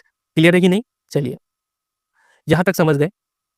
अब एक चीज़ और समझिए, कि हमने जो बोर एंड बड़ी स्कीम देखा था, जो 3 रूल अभी हमने पढ़ा था इलेक्ट्रॉन डिस्ट्रीब्यूशन का, उसमें हमने जाना था कि दूसरा रूल क्या बोलता है कि जो आउटर मोस्ट सेल है उसमें कितना मैक्सिमम इलेक्ट्रॉन हो सकता है, तो आप बोलेंगे 8 ही इलेक्ट्रॉन हो सकता है आउटर मोस्ट सेल में। ठीक है, तो इसका मतलब जो वैलेंस इलेक्ट्रॉन्स है वो कभी भी 8 से ज़्यादा तो नहीं होगा। ठीक है, इतना क्लियर है। अब ये चीज़ देखिए, द आउटर मोस्ट सेल, ये हम एक्स्ट्रा नोट ऐड करके रखे हैं, आप चाहे तो अपने बुक में लिख सकते हैं, नहीं तो ये पीडीएफ दे देंगे वेबसाइट में डाउनलोड करने के लिए, लिख लेंगे तो बेहतर होगा। The outer most shell can hold a maximum of 8 electrons, ये बात तो हमें मालूम है। When the outer most shell has 8 electrons the atom is stable and does not react. हमें पता है कि बाहर वाले सेल में मैक्सिमम 8 इलेक्ट्रॉन ही हो सकता है, और जब भी बाहर वाले सेल में 8 इलेक्ट्रॉन्स अगर हो जाए तो वो एटम क्या होता है, स्टेबल होता है, और वो एटम और रिएक्ट नहीं करता है। ऐसे एलिमेंट्स या फिर ऐसे एटम्स का वैलेंसी होता है 0। ठीक है, इसको उसको हम लोग बोलते हैं इनर्ट एलिमेंट्स। मतलब इनर्ट एलिमेंट्स या फिर इनर्ट एलिमेंट्स ऐसे एलिमेंट होते हैं जिनका आउटर मोस्ट सेल में या फिर वैलेंस इलेक्ट्रॉन्स जो है वो कितना होता है, 8 होते हैं। ठीक है, इनका फीचर होता है कि ये स्टेबल होते हैं और ये रिएक्शन नहीं करते हैं। इनका वैलेंसी हम 0 मान के चलते हैं। वैलेंसी जो टॉपिक है, आप बोलेंगे वैलेंसी तो आप समझा ही नहीं, तो कहाँ से आ गया अचानक से ये टर्म। तो अभी अभी के लिए थोड़ा इग्नोर कीजिए, अभी आप सिर्फ वैलेंस इलेक्ट्रॉन समझ के चलिए। ठीक है, क्योंकि इसी के थ्रू हम इसको समझने वाले हैं। तो अभी तक हमने एक बात जाना कि अगर आउटर मोस्ट सेल, सबसे पहले तो हमने जाना कि आउटर मोस्ट सेल में मैक्सिमम 8 इलेक्ट्रॉन ही हो सकता है, और अगर किसी एलिमेंट का आउटर मोस्ट सेल में अगर 8 इलेक्ट्रॉन हो जाए तो वो एलिमेंट इनर्ट एलिमेंट होता है, वो स्टेबल होता है और वो फर्दर रिएक्शन नहीं करता है, और ऐसे एलिमेंट्स का वैलेंसी 0 हम मानते हैं। ठीक है, और बाकी जो भी एटम्स है जिनमें आउटर मोस्ट सेल में 8 इलेक्ट्रॉन नहीं है, 8 नहीं है मतलब कितना होगा, 1 नहीं तो 2 नहीं तो 3 नहीं तो 4 नहीं तो 5 नहीं तो 6 नहीं तो 7 होगा। ठीक है, 8 से ज़्यादा तो हो ही नहीं सकता है, मैक्सिमम 7 होगा। तो बाकी जो भी एटम्स है वो क्या करते हैं, रिएक्ट करते हैं। ये जिसका 8 है वो तो रिएक्ट नहीं करता है। ठीक है, लेकिन जिसका 8 नहीं है, 1 2 3 4 5 6 7 है, वो रिएक्ट करते हैं ताकि वो उनका भी क्या हो जाए, बाहर में आउटर मोस्ट सेल में 8 इलेक्ट्रॉन हो जाए। सबका, सभी एटम्स का ये इच्छा होता है। ठीक है, कि वो आउटर मोस्ट सेल में 8 इलेक्ट्रॉन कर ले। जैसे आपका भी इच्छा होगा, सबका इच्छा होता है कि आपको आगे चल के पैसा कमाना है, शादी करना है, घर बनाना है। ठीक है, सबका इच्छा होता है। वैसे ही हर एटम्स का भी अपना ख्वाहिश होता है, विश होता है कि वो आउटर मोस्ट सेल में क्या कर ले, 8 इलेक्ट्रॉन कर ले। जिनका 8 इलेक्ट्रॉन होता है वो स्टेबल होते हैं, रिएक्ट नहीं करते, और जिनका नहीं होता है वो रिएक्शन करते हैं ताकि आउटर मोस्ट सेल में 8 इलेक्ट्रॉन हो जाए। मतलब आउटर मोस्ट सेल का जो ऑक्टेट है, इसको ऑक्टेट बोलते हैं। ठीक है, ऑक्टेट पूरा हो जाए तो वो एटम्स क्या करते हैं, रिएक्शन करते हैं। 8 इलेक्ट्रॉन कैसे पूरा करेंगे, क्या तो वो बाहर से कुछ इलेक्ट्रॉन लेंगे, या फिर अपना इलेक्ट्रॉन छोड़ देंगे, या फिर किसी के साथ शेयरिंग कर लेंगे। तो number of electrons gained, lost या फिर शेयर्ड, कितना इलेक्ट्रॉन वो छोड़ रहे हैं, कितना इलेक्ट्रॉन वो ले रहे हैं, या फिर कितना इलेक्ट्रॉन वो शेयर कर रहे हैं ताकि वो आउटर मोस्ट सेल में 8 इलेक्ट्रॉन पूरा कर ले। तो कितना इलेक्ट्रॉन ले रहे हैं, छोड़ रहे हैं या फिर शेयर कर रहे हैं, उसी को बोलते हैं वैलेंसी। समझ रहे हैं कि नहीं? अभी थोड़ा और इस पे आगे बढ़ेंगे। ठीक है, देखिए यहाँ पे हम रूल लिख के रखे हैं, वैलेंसी निकालते कैसे हैं। एक बार पहले रिकैप कर लेते हैं कि हमने अभी तक पढ़ा क्या। हमने जाना कि आउटर मोस्ट सेल में मैक्सिमम 8 इलेक्ट्रॉन ही हो सकता है, मैक्सिमम। अगर किसी का 8 इलेक्ट्रॉन ऑलरेडी है तो वो और रिएक्ट नहीं करेगा, वो स्टेबल होता है। ठीक है, और जिनका आउटर मोस्ट सेल में 8 इलेक्ट्रॉन नहीं है, मतलब जिसका आउटर मोस्ट सेल में क्या तो 1 नहीं तो 2 नहीं तो 3 नहीं तो 4 नहीं तो 5 नहीं तो 6 नहीं तो 7 इलेक्ट्रॉन है, वो वैसे एटम्स क्या करते हैं, रिएक्ट करते हैं ताकि वो भी आउटर मोस्ट सेल में 8 इलेक्ट्रॉन पूरा कर ले। ठीक है, रिएक्ट करते हैं, रिएक्शन के दौरान वो क्या करते हैं, इलेक्ट्रॉन्स या तो खोते हैं, नहीं तो इलेक्ट्रॉन्स और ले लेते हैं, नहीं तो इलेक्ट्रॉन्स शेयर करते हैं दूसरे एटम्स के साथ ताकि उनका ऑक्टेट जो है वो पूरा हो जाए। ठीक है, तो वो कितने इलेक्ट्रॉन्स छोड़ते हैं या फिर कितने लेते हैं या फिर कितने शेयर करते हैं, उसी नंबर ऑफ इलेक्ट्रॉन्स को वैलेंसी कहा जाता है। तो वैलेंसी को हम लोग कंबाइनिंग कैपेसिटी भी बोलते हैं। ठीक है, कंबाइनिंग कैपेसिटी। तो इसका डेफिनेशन ये है कि the number of electrons gained, lost और shared so as to make the octet of electrons in the outer most shell gives us directly the combining capacity of the element, that is valency. कितना electrons वो gain कर रहा है, loose कर रहा है, फिर शेयर कर रहा है, उसी को वैलेंसी कहते हैं। डेफिनेशन क्लियर हो गया। निकालते कैसे हैं वो देख लीजिए। निकालने का तरीका सिंपल है। आप सबसे पहले किसी भी एटम का जो आउटर इलेक्ट्रॉन्स है, यानी जो वैलेंस इलेक्ट्रॉन्स है, वो पता कर लीजिए। वैलेंस इलेक्ट्रॉन्स कैसे निकाला जाता है वो तो आपको सिखाई दिया अभी कि आउटर मोस्ट सेल में इलेक्ट्रॉन्स गिन लीजिए, वैलेंस इलेक्ट्रॉन्स निकालिए। अगर वैलेंस इलेक्ट्रॉन्स 4 या फिर 4 से छोटा है तो उस केस में वैलेंसी क्या होता है, number of valence electrons he valency होता है। और अगर आउटर मोस्ट सेल में नंबर ऑफ इलेक्ट्रॉन्स 4 से ज़्यादा है तो उस केस में वैलेंसी क्या होता है, हम 8 से सब्ट्रैक्ट कर देते हैं, 8 माइनस वैलेंस इलेक्ट्रॉन्स। अब ये क्या क्या बोल दिए, फॉर्मूले से सीखते हैं। देखिए, मान लीजिए यहाँ पे हमें लिथियम का वैलेंसी निकालना है। ठीक है, वैलेंसी निकालना है। वैलेंसी के लिए हमने अभी 2 फॉर्मूला देखा कि देखिए, वैलेंस इलेक्ट्रॉन्स 4 से छोटा है, 4 या फिर 4 से छोटा है या फिर 4 से बड़ा है, वो पता कीजिए सबसे पहले। आप बोलेंगे यहाँ पे वैलेंस इलेक्ट्रॉन्स 1 है यानी 4 से छोटा है, तो उस केस में जो वैलेंसी है वो वैलेंस इलेक्ट्रॉन्स ही हो जाता है, वैलेंसी एक ही हो जाएगा, ठीक है। और एक एग्जांपल ले लेते हैं इसका, मान लीजिए फ्लोरीन का। फ्लोरीन में बताइए वैलेंस इलेक्ट्रॉन्स कितना है, तो 1 2 3 ये पे 7 दिख ही रहा है, 7 है वैलेंस इलेक्ट्रॉन्स, मतलब 4 से ज़्यादा है। तो इस केस में वैलेंसी क्या होगा, हम क्या करते हैं 8 से सब्ट्रैक्ट कर देते हैं, 8 माइनस 7 तो आ जाता है 1, इसका वैलेंसी हो गया 1। समझे कि नहीं वैलेंसी कैसे निकाला जाता है।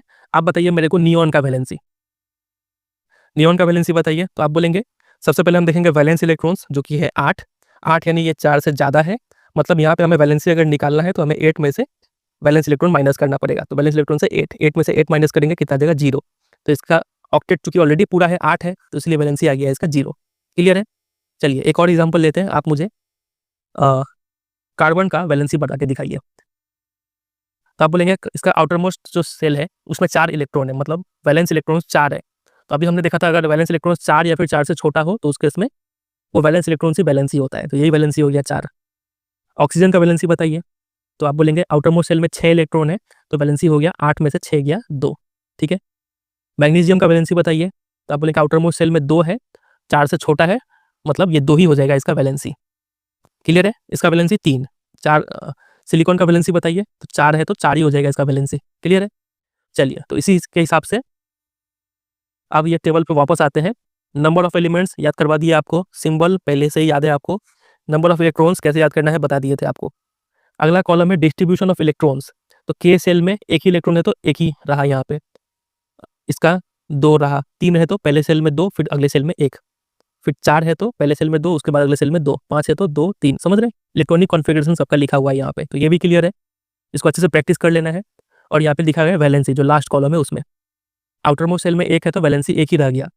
अब यहाँ पे एक चीज ध्यान रखना है हीलियम के बारे में, वो पॉइंट यहाँ पे लिखा हुआ है कि जितने भी इनर्ट एलिमेंट्स है, इनर्ट एलिमेंट्स मतलब जिसका आउटर मोस्ट सेल में 8 इलेक्ट्रॉन हो, मतलब जिनका वैलेंसी क्या हो 0 हो, ठीक है। तो जितने भी इनर्ट एलिमेंट्स है, द हीलियम एटम, जो हीलियम एटम है ना उसमें 2 इलेक्ट्रॉन है आउटर मोस्ट सेल में, ठीक है। मतलब हीलियम भी है क्या है, इनर्ट एलिमेंट है, इसका भी वैलेंसी हमें 0 मान के चलना पड़ेगा। ये चीज याद रखिएगा। केमिस्ट्री आप जब भी पढ़ेंगे एक्सेप्शन आएगा, उस तरीके से पहला एक्सेप्शन आ गया यहाँ पे कि हीलियम का वैलेंसी आपको 0 मान के चलना है, याद रखना है, ठीक है। हीलियम का वैलेंसी आपको, आप टेम्प्ट हो गए होंगे कि यहाँ पे हीलियम का वैलेंसी 2 लिख दे, लेकिन नहीं, सिर्फ हीलियम एक्सेप्शन है कि हीलियम में 2 से ही खुश हो जाता है ये, मतलब इसका वैलेंसी 0 है। हीलियम एक इनर्ट एलिमेंट है, ठीक है। बाकी हर जगह ये रूल फॉलो होगा। इसमें देखिए लिथियम का आउटर मोस्ट सेल में 1 इलेक्ट्रॉन है तो वैलेंसी 1, 2 है तो 2, 3 है तो 3, 4 है तो 4, 5। अब ये 4 से ज़्यादा हो गया तो वैलेंसी निकालने के लिए हम क्या करते हैं 8 से सब्ट्रैक्ट कर देंगे। 8 - 5 3, 8 - 6 2, 8 - 7 1, 8 - 8 0। अब 1 है तो 1, 2 2, 3 3, 4 4, 5। अब फिर से एक आगे एक्सेप्शन 5 के लिए, फास्फोरस के लिए, ठीक है। फास्फोरस का 2 वैलेंसी होता है, क्या 3 नहीं तो 5, ठीक है। मतलब ये क्या तो 3 इलेक्ट्रॉन ले लेगा ताकि ये 8 हो जाए, ठीक है, नहीं तो 5 इलेक्ट्रॉन छोड़ देगा। 5 इलेक्ट्रॉन जब छोड़ेगा तो आउटर मोस्ट सेल में 8 इलेक्ट्रॉन हो जाएगा। तो ये भी याद रखिएगा, फास्फोरस का 2 वैलेंसी है, 6 है तो 2, 7 है तो 1 और 8 है तो 8 - 8 0। क्लियर है। चलिए तो इतना ही चीज़ था, एक बार रिकैप कर देते हैं क्या क्या चीज़ हमने जाना। वैलेंसी हम पढ़ रहे थे, वैलेंसी पढ़ने से पहले हमें ये टर्म से सामना करना पड़ा वैलेंस इलेक्ट्रॉन से। हमने सबका वैलेंस इलेक्ट्रॉन्स निकालना सीख लिया। वैलेंस इलेक्ट्रॉन्स एक बार निकाल लिया तो वैलेंसी इजीली निकाल लेंगे कि अगर 4 या फिर 4 से छोटा है तो वैलेंसी उतना ही हो जाता है, और अगर 4 से बड़ा है तो हम 8 से सब्ट्रैक्ट कर देते हैं वैलेंस इलेक्ट्रॉन्स को, तो हमें वैलेंसी मिल जाता है, ठीक है। उसके बाद ऐसे इलेक्ट्रॉन जिसका आउटर मोस्ट सेल में, ऐसे एटम्स जिसका आउटर मोस्ट सेल में 8 इलेक्ट्रॉन्स है, वो स्टेबल होते हैं, रिएक्ट नहीं करते हैं, ऐसे को इनर्ट एलिमेंट्स कहते हैं, उनका वैलेंसी 0 होता है। सिर्फ हीलियम 2 इलेक्ट्रॉन से ही खुश हो जाता है, ठीक है। उसके बाद हमने देखा वैलेंसी का डेफिनेशन, जो सिंपल सा डेफिनेशन है वो याद कर लीजिए। वैलेंसी निकालने का 2 फॉर्मूला हम यहाँ पे लिख रखे हैं। बाकी ये सारा चीज़ यहाँ पे वही समझाया हुआ है कि कैसे छोड़ता है, कैसे लेता है, तो उतना डिटेल में नहीं जाने, जितना बताए हम उतना याद रखिए, काफ़ी होगा। और कुछ एक्स्ट्रा ही बता देते हैं आपको, ठीक है। क्लोरीन में बताइए कितना इलेक्ट्रॉन्स होता है, तो आप बोलेंगे 17 इलेक्ट्रॉन होता है। इसका इलेक्ट्रॉनिक कॉन्फ़िगरेशन होता है 2, 8, 7। अगर वैलेंसी निकालने बोले यहाँ पे कोई, तो हम सीधा 8 में से 7 घटाएंगे और 1 आ जाएगा इसका वैलेंसी। क्लियर है। अब कहीं मान लीजिए क्लोरीन आयन है, क्लोरीन Cl- ऐसे आयन दिया हुआ है, इसका मतलब क्या है, तो जब भी Cl- रहे, तो माइनस कुछ यहाँ पे नंबर नहीं लिखा है, मतलब 1- है, ठीक है। और 1- है मतलब इसके पास 1 इलेक्ट्रॉन एक्सेस है, एक्स्ट्रा नेगेटिव चार्ज हो गया ना, मतलब 1 इलेक्ट्रॉन ज़्यादा है इसके पास। अगर कहीं लिखा होता मान लीजिए Cl, अगर ऐसा लिखा होता Cl2 माइनस, अगर लिखा होता, ऐसे जनरली लिखते नहीं है, मान लीजिए Cl2 माइनस लिखा होता तो इसके पास 2 इलेक्ट्रॉन ज़्यादा है, मतलब टोटल नंबर ऑफ इलेक्ट्रॉन्स कितने होते हैं इसके पास 19, 17 पहले का और 2 इलेक्ट्रॉन अभी ये ज़्यादा वाला, तो टोटल 19 इलेक्ट्रॉन हो रहा होता। अगर कहीं पर Cl माइनस लिखा हुआ है सिर्फ, मतलब इसमें कितना इलेक्ट्रॉन्स है, पहले का 17 और 1 इलेक्ट्रॉन ये वाला, ठीक है, टोटल 18 इलेक्ट्रॉन्स है। तो एग्जाम में क्वेश्चन आता है कि Cl माइनस का वैलेंसी बताओ, ठीक है। तो इसका वैलेंसी कैसे बताएंगे, तो इसका सबसे पहले नंबर ऑफ इलेक्ट्रॉन्स निकालिए, 17 प्लस 1 18, उसके बाद इसका इलेक्ट्रॉनिक कॉन्फ़िगरेशन लिख दीजिए 2,8,8, और वैलेंसी अगर निकालना है, वैलेंसी हो जाएगा 8 माइनस 8, चूंकि ये आउटर मोस्ट सेल में 4 से ज़्यादा है तो 8 से सब्ट्रैक्ट करके निकाल रहे हैं, 0 हो गया इसका वैलेंसी, ठीक है। उसी तरीके से कोई आपसे पूछे कि एल्यूमिनियम का वैलेंसी बताओ, तो एल्यूमिनियम का इलेक्ट्रॉन्स कितना होता है 13, तो इलेक्ट्रॉनिक कॉन्फ़िगरेशन हो गया 2,8,3, वैलेंसी बताइए कितना होगा, तो आप बोलेंगे ये 4 से छोटा है वैलेंस इलेक्ट्रॉन, तो यही हो जाएगा वैलेंसी। अब अगर मान लीजिए कहीं पे Al3 प्लस लिखा हुआ है, इसमें था माइनस, इसमें है अब प्लस, प्लस माइनस का मतलब इलेक्ट्रॉन्स ज़्यादा है, प्लस का मतलब उसमें इलेक्ट्रॉन्स उतना कम है। तो एल्यूमिनियम में टोटल इलेक्ट्रॉन्स होते हैं 13 और यहाँ पे 3 प्लस है, मतलब 3 का कमी है यहाँ पे, तो -3, मतलब इसमें है टोटल 10 इलेक्ट्रॉन्स। इसका इलेक्ट्रॉनिक कॉन्फ़िगरेशन हो जाएगा 2,8, ठीक है। और इसका अगर वैलेंसी पूछे आपसे कोई, तो वैलेंसी क्या कितना बताएंगे आप बोलेंगे आउटर मोस्ट सेल में 8 है, तो फॉर्मूला लगाना होगा हमें, 8 में से इस 8 को सब्ट्रैक्ट करना है, 0 हो जाएगा इसका वैलेंसी। समझ रहे हैं कि नहीं? चलिए, कहीं अगर मान लीजिए लिखा हुआ है Al, अगर सिर्फ प्लस रहता तो बताइए कितने इलेक्ट्रॉन होता है यहाँ पे, तो आप बोलेंगे प्लस है मतलब सिर्फ 1 है वहाँ पे, तो ऐसे एल्यूमिनियम में 13 इलेक्ट्रॉन होता है और 1 प्लस है मतलब 1 का कमी है, यहाँ पे होता है 12 इलेक्ट्रॉन्स। क्लियर है? चलिए, तो ये याद रखिएगा, इसके ऊपर आता है, ये क्वेश्चन है आपके लिए, इसका आंसर आप तो इजीली दे देंगे। How will you find the valency of chlorine, sulphur and magnesium? Chlorine का वैलेंसी बताइए कितना होगा, तो 17 है, 2,8,7 वैलेंसी हो जाएगा, 8 में से इस 7 को माइनस कर देंगे, 1 हो गया वैलेंसी। सल्फर का खुद से करना है, मैग्नीशियम का खुद से करना है, ठीक है, करके कमेंट सेक्शन में इसका आंसर दीजिएगा। चलिए, मूव कर जाते हैं अगले टॉपिक पे। अगला टॉपिक है बहुत इंपॉर्टेंट, एटॉमिक नंबर और मास नंबर। अगर आप केमिस्ट्री पढ़ेंगे, पूरा केमिस्ट्री इसी पे बेस्ड है, एटॉमिक नंबर और मास नंबर पे। अब ये होता क्या है, एटॉमिक नंबर का सिंपल सा डेफिनेशन ये है कि it is defined as the total number of protons present in the nucleus of an atom. जो एटम है, एटम का जो न्यूक्लियस है, इस न्यूक्लियस में हमने पढ़ा था कि प्रोटॉन्स भी होता है और न्यूट्रॉन्स भी होता है, तो इसमें कितना प्रोटॉन है ना, उसी को बोलते हैं एटॉमिक नंबर।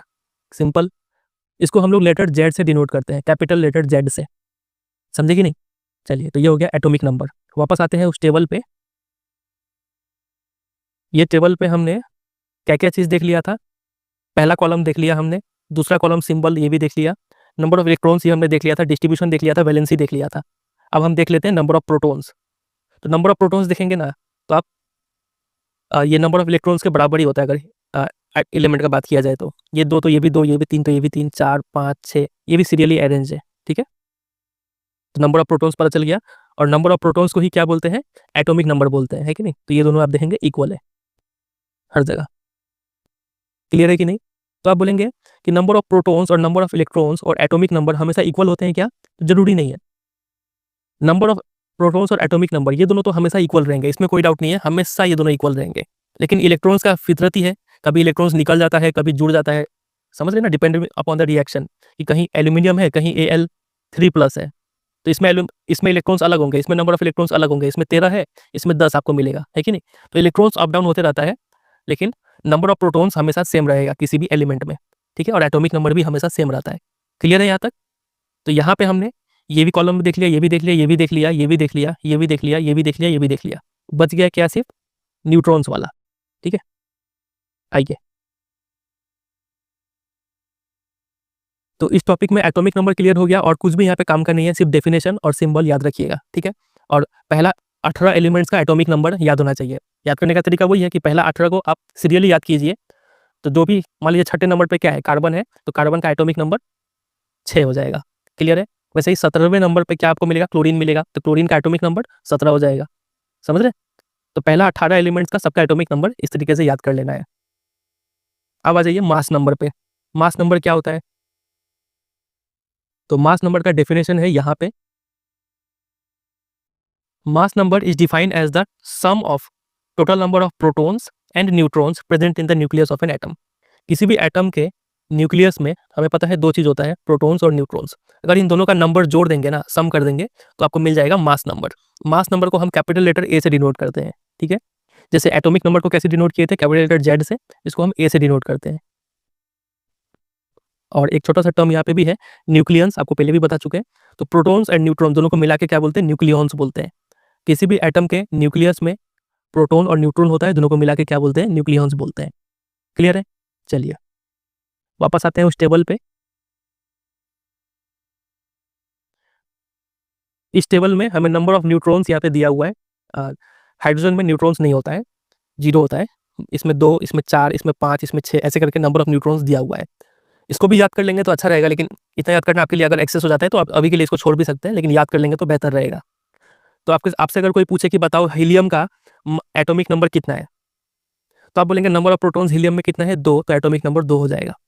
अब आपसे पूछे कि हीलियम का मास नंबर बताओ, मास नंबर को कैपिटल ए से डिनोट करते हैं, मास नंबर बताओ, तो आप बोलेंगे मास नंबर निकालने के लिए हमें प्रोटॉन्स और न्यूट्रॉन्स को ऐड करना पड़ेगा, यानी 2 + 2 हो जाएगा 4, तो मास नंबर होगा 4। मास नंबर का अलग से कॉलम नहीं बनाया है, यहाँ पे अगर मास नंबर ऐड करें तो यहाँ पे हो जाएगा 4। क्लियर है? उसी तरीके से आप मुझे क्या कीजिए, फ्लोरीन का मास नंबर बताइए।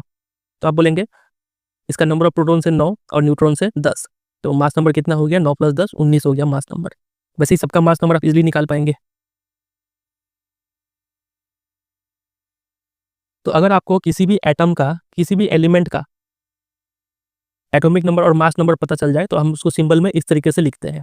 जैसे कि अगर कार्बन है, कार्बन का एटॉमिक नंबर होता है 6 और मास नंबर होता है 12। ठीक है, तो हम इसको सिंबल के रूप में ऐसे लिखते हैं, कार्बन, और नीचे में लिखते हैं जेड, नीचे में एटॉमिक नंबर लिखते हैं 6 और ऊपर में बड़ा वाला नंबर मास नंबर 12 लिखते हैं। इस तरीके से हम डिनोट करते हैं। तो एग्जाम में कभी भी आपको ऐसा लिखा हुआ मिल जाए, नाइट्रोजन और यहाँ पे 7 और यहाँ पे 14, ऐसा सिंबल लिखा हुआ मिल जाए किसी क्वेश्चन में, तो आप समझ जाइएगा कि सबसे पहले जो एलिमेंट है वो कौन है, नाइट्रोजन है। ठीक है, इसका एटॉमिक नंबर कितना है, तो नीचे वाला हमेशा एटॉमिक नंबर दर्शाता है, वो हो जाएगा 7। मास नंबर कितना है, मास नंबर तो वो हो जाएगा 14। ठीक है, नंबर ऑफ इलेक्ट्रॉन्स कितने हैं, तो वो एटॉमिक नंबर के बराबर होता है 7। नंबर ऑफ प्रोटॉन्स कितने हैं, तो वो भी एटॉमिक नंबर के बराबर होता है 7। नंबर ऑफ न्यूट्रॉन्स अगर आपसे पूछे तो मास नंबर में से प्रोटॉन हटा दीजिए तो न्यूट्रॉन्स मिल जाएगा, 14 में से 7 गया तो 7। वैलेंसी अगर पूछे तो वो भी बता पाएंगे। इसका इलेक्ट्रॉनिक कॉन्फ़िगरेशन लिखना पड़ेगा, 2,5 वैलेंसी हो जाएगा, 8 में से 5 हटाइए तो 3। समझ रहे? तो सिर्फ इतना सा नोटेशन देके इतना सारा चीज़ पूछ सकते हैं एग्जाम में, तो ये पूरा अच्छे से मालूम होना चाहिए आपको। चलिए कुछ क्वेश्चंस पे हाथ देते हैं। पहला question, if number of electrons in an atom is 8, number of electrons 8 है, and number of protons is also 8। ठीक है, what is the atomic number of the atom, बताइए, बच्चे वाला सवाल है। एटॉमिक नंबर मतलब नंबर ऑफ प्रोटॉन्स, तो नंबर ऑफ प्रोटॉन्स 8 है तो एटॉमिक नंबर भी 8 हो गया। ठीक है, मास नंबर इसमें पूछा नहीं है, अगर मास नंबर भी पूछते तो 8 + 8 16 कर देते हैं। सॉरी, मास नंबर निकालने के लिए तो हमें क्या चाहिए, प्रोटॉन प्लस न्यूट्रॉन चाहिए। प्रोटॉन तो दिया हुआ है, न्यूट्रॉन दिया ही नहीं है, मास नंबर नहीं निकाल पाते हम यहाँ पे। Number 2, what is the charge of the atom, atom पे चार्ज बताइए। तो बताइए नेगेटिव चार्ज इसमें इलेक्ट्रॉन्स कितना है, तो 8 है। पॉजिटिव चार्ज इसमें प्रोटॉन्स कितना है, तो वो भी 8 है। तो 8 negative charge, 8 positive charge, overall charge हो गया 0। ठीक है, अगर ये 9 होता तो -1 चार्ज होता है। ठीक है, अगला सवाल है, with the help of table 4.1, जो ऊपर हमने टेबल देखा था, find out the mass number of oxygen and sulphur atom. Oxygen और सल्फर का मास नंबर बताना है, ऑक्सीजन और सल्फर। ठीक है, तो प्रोटॉन्स और न्यूट्रॉन्स 8 और 8 16 हो गया ऑक्सीजन का मास नंबर, और सल्फर का 16 + 16 32 हो गया सल्फर का मास नंबर। क्लियर है? चलिए, तो ये हमने 2 क्वेश्चन कर लिया। अब है आखिरी 2 कॉन्सेप्ट, एक है आइसोटोप्स और आगे चल के हमें आइसोबार पढ़ना है। क्या होता है आइसोटोप्स? देखिए, in nature a number of atoms of some elements have been identified which have the same atomic number but different mass number. सबसे पहले ये टर्म आपको पता होना चाहिए, इन नेचर। ये आप नहीं समझेंगे तो ये आइसोटोप का कॉन्सेप्ट आधा अधूरा, सिर्फ आप ये रट लेंगे कि एटॉमिक नंबर सेम होता है, मास नंबर अलग होता है।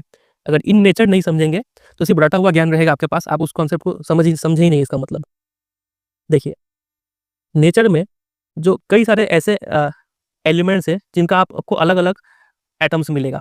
जैसे कि आप क्या किए कि एक बलून हाइड्रोजन गैस ले लिए। ठीक है, तो हाइड्रोजन गैस है ये, इसमें मतलब हाइड्रोजन का छोटे छोटे एटम्स होंगे, और ये छोटे छोटे एटम्स अलग अलग टाइप के हैं।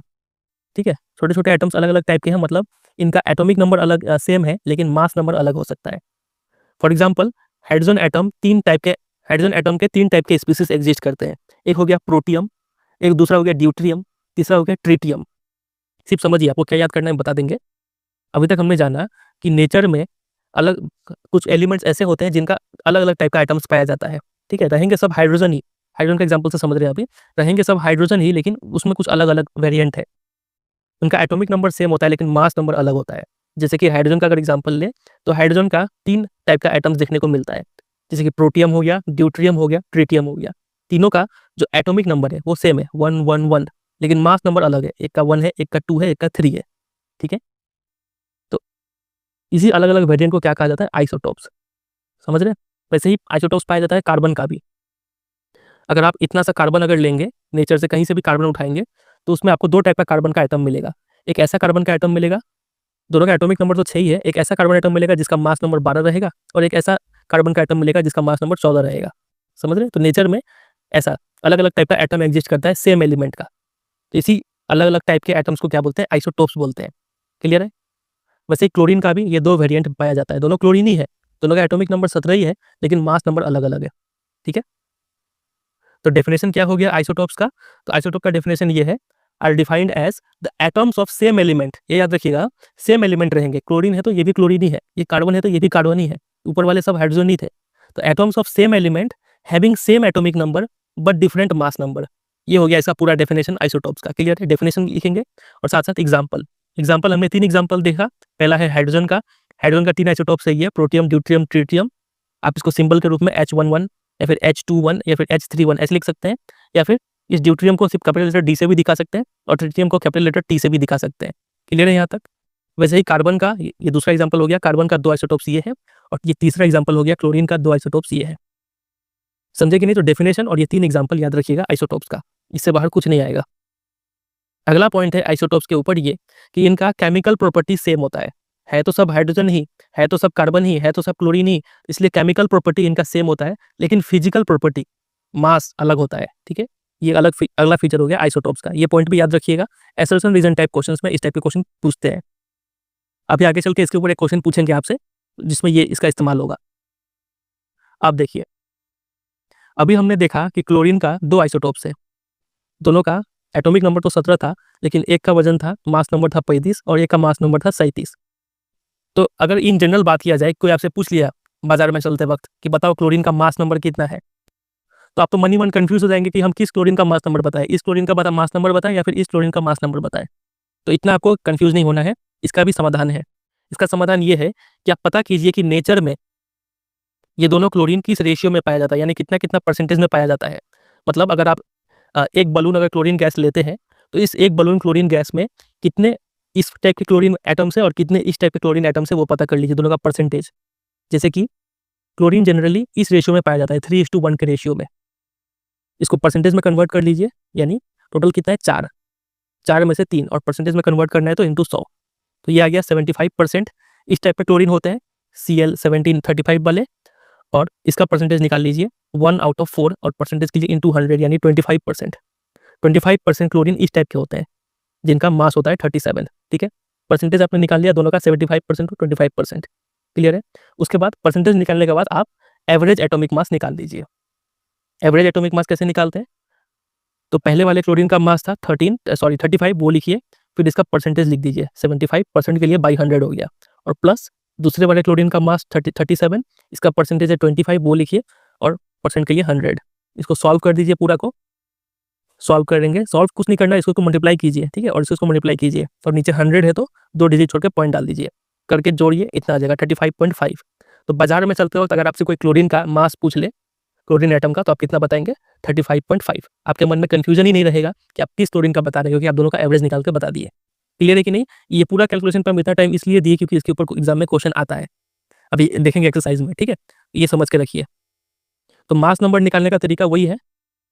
सबसे पहले तो देखिए आप आइसोटोप एग्जिस्ट करता भी है कि नहीं। ऐसा नहीं कि सभी एटम्स का आइसोटोप, सभी एलिमेंट्स का आइसोटोप होगा, ऐसा नहीं है। हमने हाइड्रोजन का देखा, कार्बन का देखा, क्लोरीन का देखा, और ऐसे कुछ और भी है, सबका आइसोटोप्स नहीं होता है। ठीक है, अगर किसी एलिमेंट का कोई भी आइसोटोप्स नहीं है तो उस केस में तो मास क्या होगा? सिंपली नंबर ऑफ प्रोटॉन्स और नंबर ऑफ न्यूट्रॉन्स का सम। ठीक है, और अगर आइसोटोप्स है तो उस केस में हम पहले परसेंटेज निकालते हैं, जैसे हमने यहाँ पे देखा, परसेंटेज निकाल के ऐसे करके एवरेज मास निकाल देंगे। क्लियर है कि नहीं? अभी एक्सरसाइज से क्वेश्चन करेंगे तो और क्लियर हो जाएगा। चलिए कर ही लेते हैं ताकि ये टॉपिक क्लियर हो ही जाए एक बार। यहाँ पे आप क्वेश्चन नंबर 10 देखिए। 10 एग्जाम में ऐसा ही क्वेश्चन आता है, bromine atom is available in the form of से 2 आइसोटोप्स। ब्रोमीन का 2 आइसोटोप्स है, एक है इस टाइप का ब्रोमीन और एक है इस टाइप का ब्रोमीन। यहाँ पे आपको परसेंटेज भी दे दिया है। एग्जाम में परसेंटेज ना देखे रेशियो दे सकते थे, जैसे हमने क्लोरीन के केस में देखा 3:1। अगर रेशियो देंगे तो रेशियो से आपको परसेंटेज बना लेना है। कैसे बनाते हैं? 3/4, ये कितना है? 1/4, और परसेंटेज बनाने के लिए इंटू 100। तो इधर आया था 75% और इधर आया था 25%। ठीक है, तो इस सवाल में हमें परसेंटेज दे भी दिया है। हमें निकालना है calculate the average atomic mass of bromine atom, इसका एवरेज एटॉमिक मास निकालना है। तो हम क्या करते हैं, सबसे पहले ये 79 यहाँ पे लिखते हैं और ये परसेंटेज को सुलझा देते हैं यहाँ पे, परसेंटेज के लिए बाई 100। उसी तरीके से इसका मास लिखिए 81 और इसका परसेंटेज यहाँ पे लिख दीजिए। अब इसको सॉल्व करना है तो इसको मल्टीप्लाई कर लीजिए। सबसे पहले तो हमने यहाँ पे 100 को 2 जीरो को, ये पॉइंट को यहाँ पे शिफ्ट कर लिया। ठीक है, यहाँ पे भी 2 जीरो के लिए पॉइंट को आगे शिफ्ट कर लिया। फिर इसको मल्टीप्लाई करके यहाँ आ रहा है, इसको मल्टीप्लाई करके यहाँ आ रहा है, दोनों को ऐड कर दीजिए, इतना आ रहा है 80.006। ये हो गया एवरेज एटॉमिक मास। तो इस टाइप का क्वेश्चन आएगा तो कर लेंगे एग्जाम में, ईजी है, बस आपको थोड़ा ठंडे दिमाग से ये मल्टीप्लिकेशन कर लेना है। एक और सवाल देखिए, थोड़ा एडवांस लेवल का सवाल है लेकिन अच्छा सवाल है। 11 the average atomic mass of a sample of an element x. कोई एक एलिमेंट है एक्स, उसका एवरेज एटॉमिक मास पहले से निकाल के दिया हुआ है 16.2। अच्छा बात है। What are the percentage of isotopes. तो इसका आइसोटोप दिया हुआ है 2, इसका परसेंटेज बताना है। अभी तक क्या हो रहा था कि परसेंटेज दे रहे थे और आपसे मास पूछ रहे थे। इस क्वेश्चन में ठीक उल्टा है कि मास दिया हुआ है और आपसे परसेंटेज पूछ रहे हैं। तो मान लेते हैं ये x% है। ठीक है, तो ये कितना परसेंट होगा बताइए? टोटल 100 होता है, टोटल परसेंटेज हमेशा 100 होता है। तो ये अगर x है तो दूसरा का परसेंटेज क्या होगा? 100 - x% होगा। क्लियर है यहाँ तक? तो इस हिसाब से हमने मान लिया कि इसका परसेंटेज है x और इसका परसेंटेज हमने मान लिया 100 - x। ठीक है, अब अपने तरीके से मास निकालेंगे तो 16, वो हमने लिखा 16, और x है तो x% यहाँ पे, प्लस इसका मास है 18, तो वो हमने 18 यहाँ पे लिखा और इसका परसेंटेज यहाँ पे। इन दोनों को जोड़ेंगे तो कितना आना चाहिए? सवाल का हिसाब से 16.2 आना चाहिए। ठीक है, अब यहाँ से सुलझाना है हमें। तो नीचे 100 है, नीचे 100 है, तो एलसीएम हमने 100 लिखा, ऊपर का पूरा वैसे का वैसे उतारा। फिर ये 100 को उस साइड भेजेंगे, इधर मल्टीप्लाई हो गया, इसको हमने सुलझा लिया, इतना आया। एक्स एक साइड लेंगे, नंबर एक साइड लेंगे, सॉल्व करेंगे तो एक्स का वैल्यू आ गया 90। यानी ये वाला जो सैंपल है ये 90% एग्जिस्ट करता है और ये 100 - 90 10% एग्जिस्ट करता है कि नहीं? सवाल डरावना था लेकिन कैलकुलेशन ईजी था, तो ये भी याद रखिएगा, इस टाइप का क्वेश्चन आता है। चलिए, तो आइसोटोप देखने में छोटा टॉपिक था लेकिन इतना चीज इसमें समाया हुआ था। एक और चीज जो समाया हुआ है, जो इसको आपके स्कूल टीचर का ये फेवरेट टॉपिक है, एप्लीकेशन ऑफ आइसोटोप्स। आइसोटोप का इस्तेमाल क्या है? तो ये 3 यूज यहाँ पे याद रखिएगा कि यूरेनियम का एक आइसोटोप है जिसका इस्तेमाल हम करते हैं न्यूक्लियर रिएक्टर में एज अ फ्यूल। फिर कोबाल्ट का एक आइसोटोप है जिसका इस्तेमाल होता है ट्रीटमेंट ऑफ कैंसर में। फिर आयोडीन का एक आइसोटोप है जिसका इस्तेमाल होता है ट्रीटमेंट ऑफ गोइटर में। समझ गए? तो ये 3 यूज अच्छे से रट लेना है। क्लियर है? तो आइसोटोप एक छोटा सा टॉपिक लेकिन बहुत चीज इसमें हमने सीखने को मिला। एक बार रिकैप कर लेते हैं। सबसे पहले आइसोटोप होता क्या है? तो इसका डेफिनेशन का 3 point, same element, same atomic number but different mass number. 3 example हमने देखा यहाँ पे। उसके बाद एक प्रॉपर्टी कि केमिकल प्रॉपर्टी सेम होता है, फिजिकल प्रॉपर्टी अलग अलग होता है। उसके बाद हमने सीखा कि मास नंबर निकालते कैसे हैं, इसके ऊपर 1-2 न्यूमेरिकल भी देखे। और अगला चीज था एप्लीकेशन। इतना चीज आपको याद रखना है टोटल आइसोटोप्स के बारे में। ठीक है, अब आ जाइए आइसोबार पे। आइसोबार, अभी तक हमने देखा आइसोटोप्स, काफी खतरनाक टॉपिक निकला ये तो। देखने में छोटा सा इजी से लग रहा था लेकिन बहुत चीज सिखा के ले गया। अब ये आइसोबार पता नहीं क्या क्या चीज सिखाएगा। तो आइसोबार से डरने का जरूरत नहीं है, ये सिर्फ देखने में खतरनाक है ईजी। क्यों? क्योंकि आइसोबार का डेफिनेशन ये है, एटम्स ऑफ डिफरेंट एलिमेंट। इसका डेफिनेशन में देखिए डिफरेंट एलिमेंट है। आइसोटोप्स में क्या था? सेम एलिमेंट हुआ करता था। इसमें डिफरेंट एटॉमिक नंबर होता है but the same mass number होता है। ठीक है, इसको आइसोबार्स बोलते हैं। ठीक, आइसोटोप्स का उल्टा ही है, इसका एटॉमिक नंबर अलग होता है, मास नंबर सेम होता है। ये डेफिनेशन हो गया। एग्जाम्पल के रूप में आप ये याद रखिए, एक ही एग्जाम्पल है, कैल्शियम और आर्गन, दोनों अलग अलग एलिमेंट है, डिफरेंट एलिमेंट, दोनों का एटॉमिक नंबर अलग होगा। एक का एटॉमिक नंबर 20 है कैल्शियम का, आर्गन का एटॉमिक नंबर 18 है, लेकिन दोनों का मास नंबर सेम होगा। जैसे कि कैल्शियम का भी मास है 40 और आर्गन का भी मास नंबर है 40। ठीक है, तो बस आइसोबार का ये डेफिनेशन और ये एग्जाम्पल याद रखिए और कुछ नहीं है। चलिए क्वेश्चंस देख लेते हैं। For the symbol hydrogen, deuterium, tritium, यही था ना हाइड्रोजन का 3 आइसोटोप्स। हाँ, पहले वाले को प्रोटियम बोलते हैं, प्रोटियम, ड्यूट्रियम, ट्रिटियम। चलिए ठीक है। For the symbol protium, deuterium और ट्रिटियम, टैबुलेट 3 सब atomic particles found in each of them.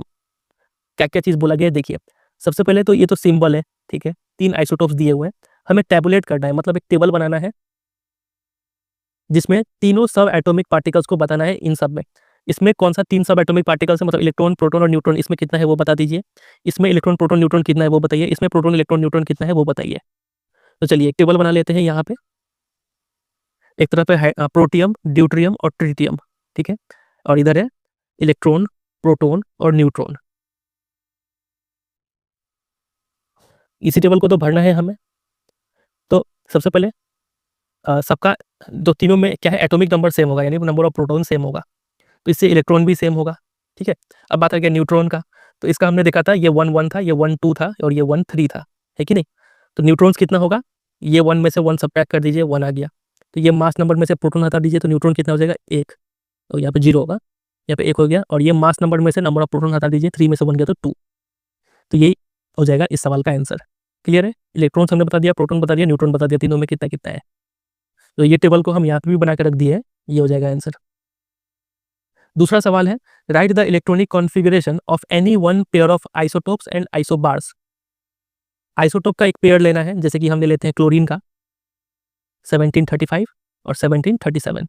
इसका इलेक्ट्रॉनिक कॉन्फ़िगरेशन लिखना है, तो इलेक्ट्रॉनिक कॉन्फ़िगरेशन तो सेम ही होगा, 2,8,7 दोनों का ही, दोनों क्लोरीन का। और एक आइसोबार का एग्जाम्पल लेना है, ऊपर हमने देखा था, एक था कैल्शियम जिसका एटॉमिक नंबर था 20 और दूसरा था आर्गन जिसका एटॉमिक नंबर था 18।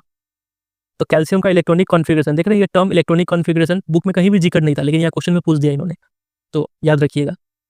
तो इसका एटॉमिक कॉन्फ़िगरेशन हो गया 2,8,8,2 और आर्गन का इलेक्ट्रॉनिक कॉन्फ़िगरेशन हो जाएगा 2,8,8। ठीक है, चलिए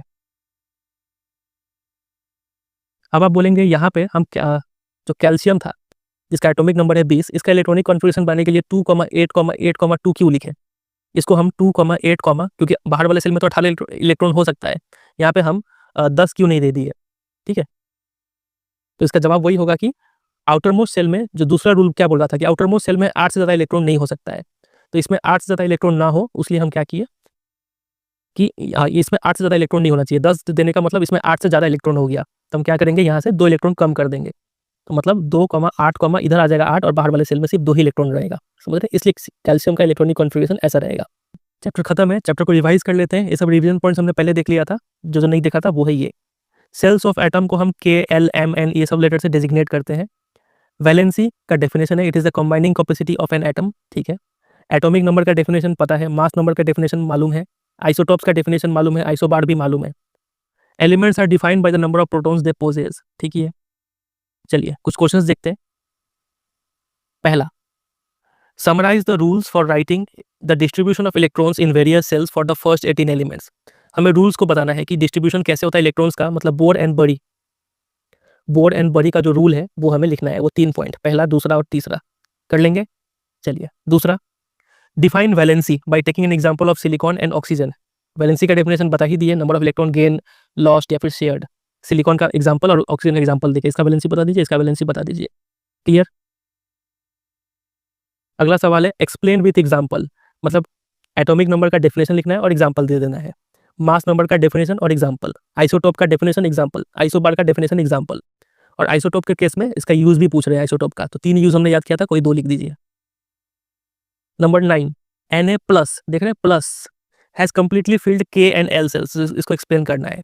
तो number of electrons in sodium, sodium में कितना होता है इलेक्ट्रॉन्स, तो hydrogen helium, lithium, beryllium, boron, carbon, nitrogen, oxygen, fluorine, neon, sodium.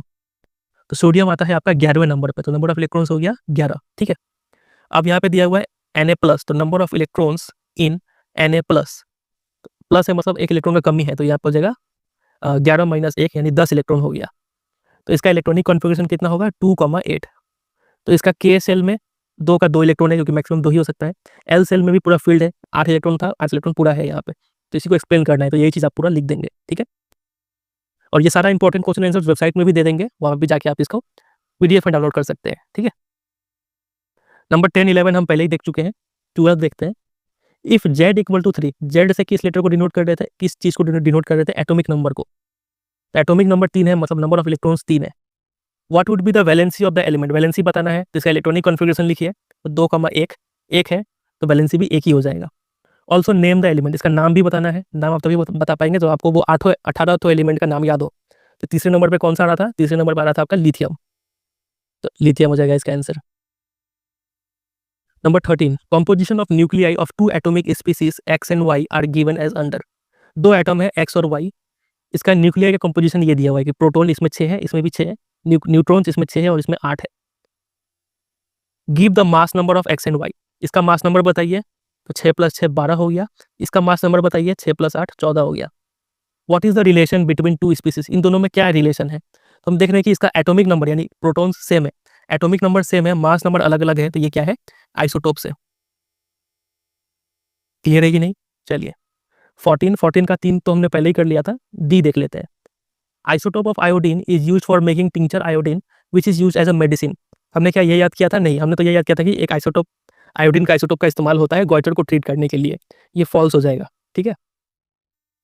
Number 16, ये क्वेश्चन अगर आप कर लिए तो काफी अच्छा ब्रेन है आपका। बताइए आइसोटोप्स हैव क्या, सेम फिजिकल प्रॉपर्टी, नहीं, फिजिकल प्रॉपर्टी अलग अलग होता है। केमिकल प्रॉपर्टी सेम होता है। डिफरेंट केमिकल प्रॉपर्टी, नहीं, केमिकल प्रॉपर्टी तो सेम होता है, ये भी नहीं होगा। डिफरेंट एटॉमिक नंबर, आइसोटोप का एटॉमिक नंबर सेम होता है, ये भी गलत हो गया। डिफरेंट नंबर ऑफ न्यूट्रॉन्स, हाँ, न्यूट्रॉन जब डिफरेंस होगा तभी तो मास नंबर का डिफरेंस होगा, तो ऑप्शन सी हो जाएगा right answer. Number 17, number of valence electrons in Cl- ion, इसमें कितना इलेक्ट्रॉन्स है, वैलेंस इलेक्ट्रॉन्स वो बताना है। तो क्लोरीन में यूजुअली होता है 17, यहाँ पे Cl- है यानी 17 में एक और जुड़ा है, 18 हो गया टोटल इलेक्ट्रॉन्स। इलेक्ट्रॉनिक कॉन्फ़िगरेशन लिख दीजिए 2,8,8। हमसे पूछ रहा है वैलेंस इलेक्ट्रॉन्स, तो 8 हो जाएगा, 8। बहुत बच्चे जो उसमें आके ये 18 टिक कर देंगे, आंसर गलत हो जाएगा। Number 18, which of the following is a correct electronic configuration of sodium. Sodium का सही इलेक्ट्रॉनिक कॉन्फ़िगरेशन बताना है। सोडियम का एटॉमिक नंबर बताइए, तो आप बोलेंगे 11 होता है, तो 2,8,1, तो 2,8,1 ऑप्शन डी हो जाएगा राइट आंसर, ठीक है। नंबर 19 आपके लिए ये काम है, इसको आप करेंगे अच्छे से। सबसे पहले आप वो 18 एलिमेंट का लिस्ट अच्छे से याद कर लीजिए, ठीक है। वो याद करने के बाद ही इसको अटेम्प्ट कीजिएगा। करना कैसे है बता देते हैं। एटॉमिक नंबर 9 है, तो नंबर ऑफ प्रोटॉन्स भी कितना हो जाएगा, 9, इलेक्ट्रॉन्स भी कितना हो जाएगा, 9। नेम आपको उस लिस्ट के हिसाब से लिखना है, यहाँ पे फ्लोरीन होगा शायद, 2,7 फ्लोरीन होगा शायद। और मास नंबर बताना है, तो प्रोटॉन न्यूट्रॉन को जोड़ दीजिए, ये 9 + 10 कितना हो गया, 19। इस तरीके से पहला रो हमने भर लिया।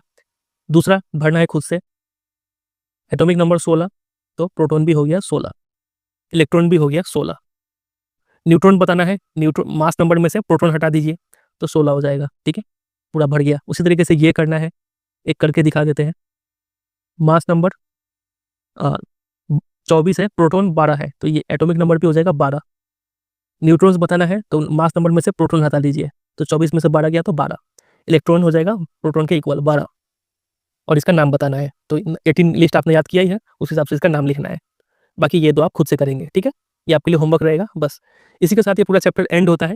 उम्मीद करते हैं आपको इस चैप्टर से काफ़ी चीज़ सीखने को मिला होगा, और इस चैप्टर का जितना भी इंपॉर्टेंट क्वेश्चन आंसर्स है और ये पूरा जो पीडीएफ है जिसमें हम जो भी लिख रखे हैं, अंडरलाइन कर रखे हैं, ये सारा चीज़ डाउनलोड करने के लिए वेबसाइट पर दे देंगे, वहाँ पर जाकर इजीली डाउनलोड कर सकते हैं, ठीक है।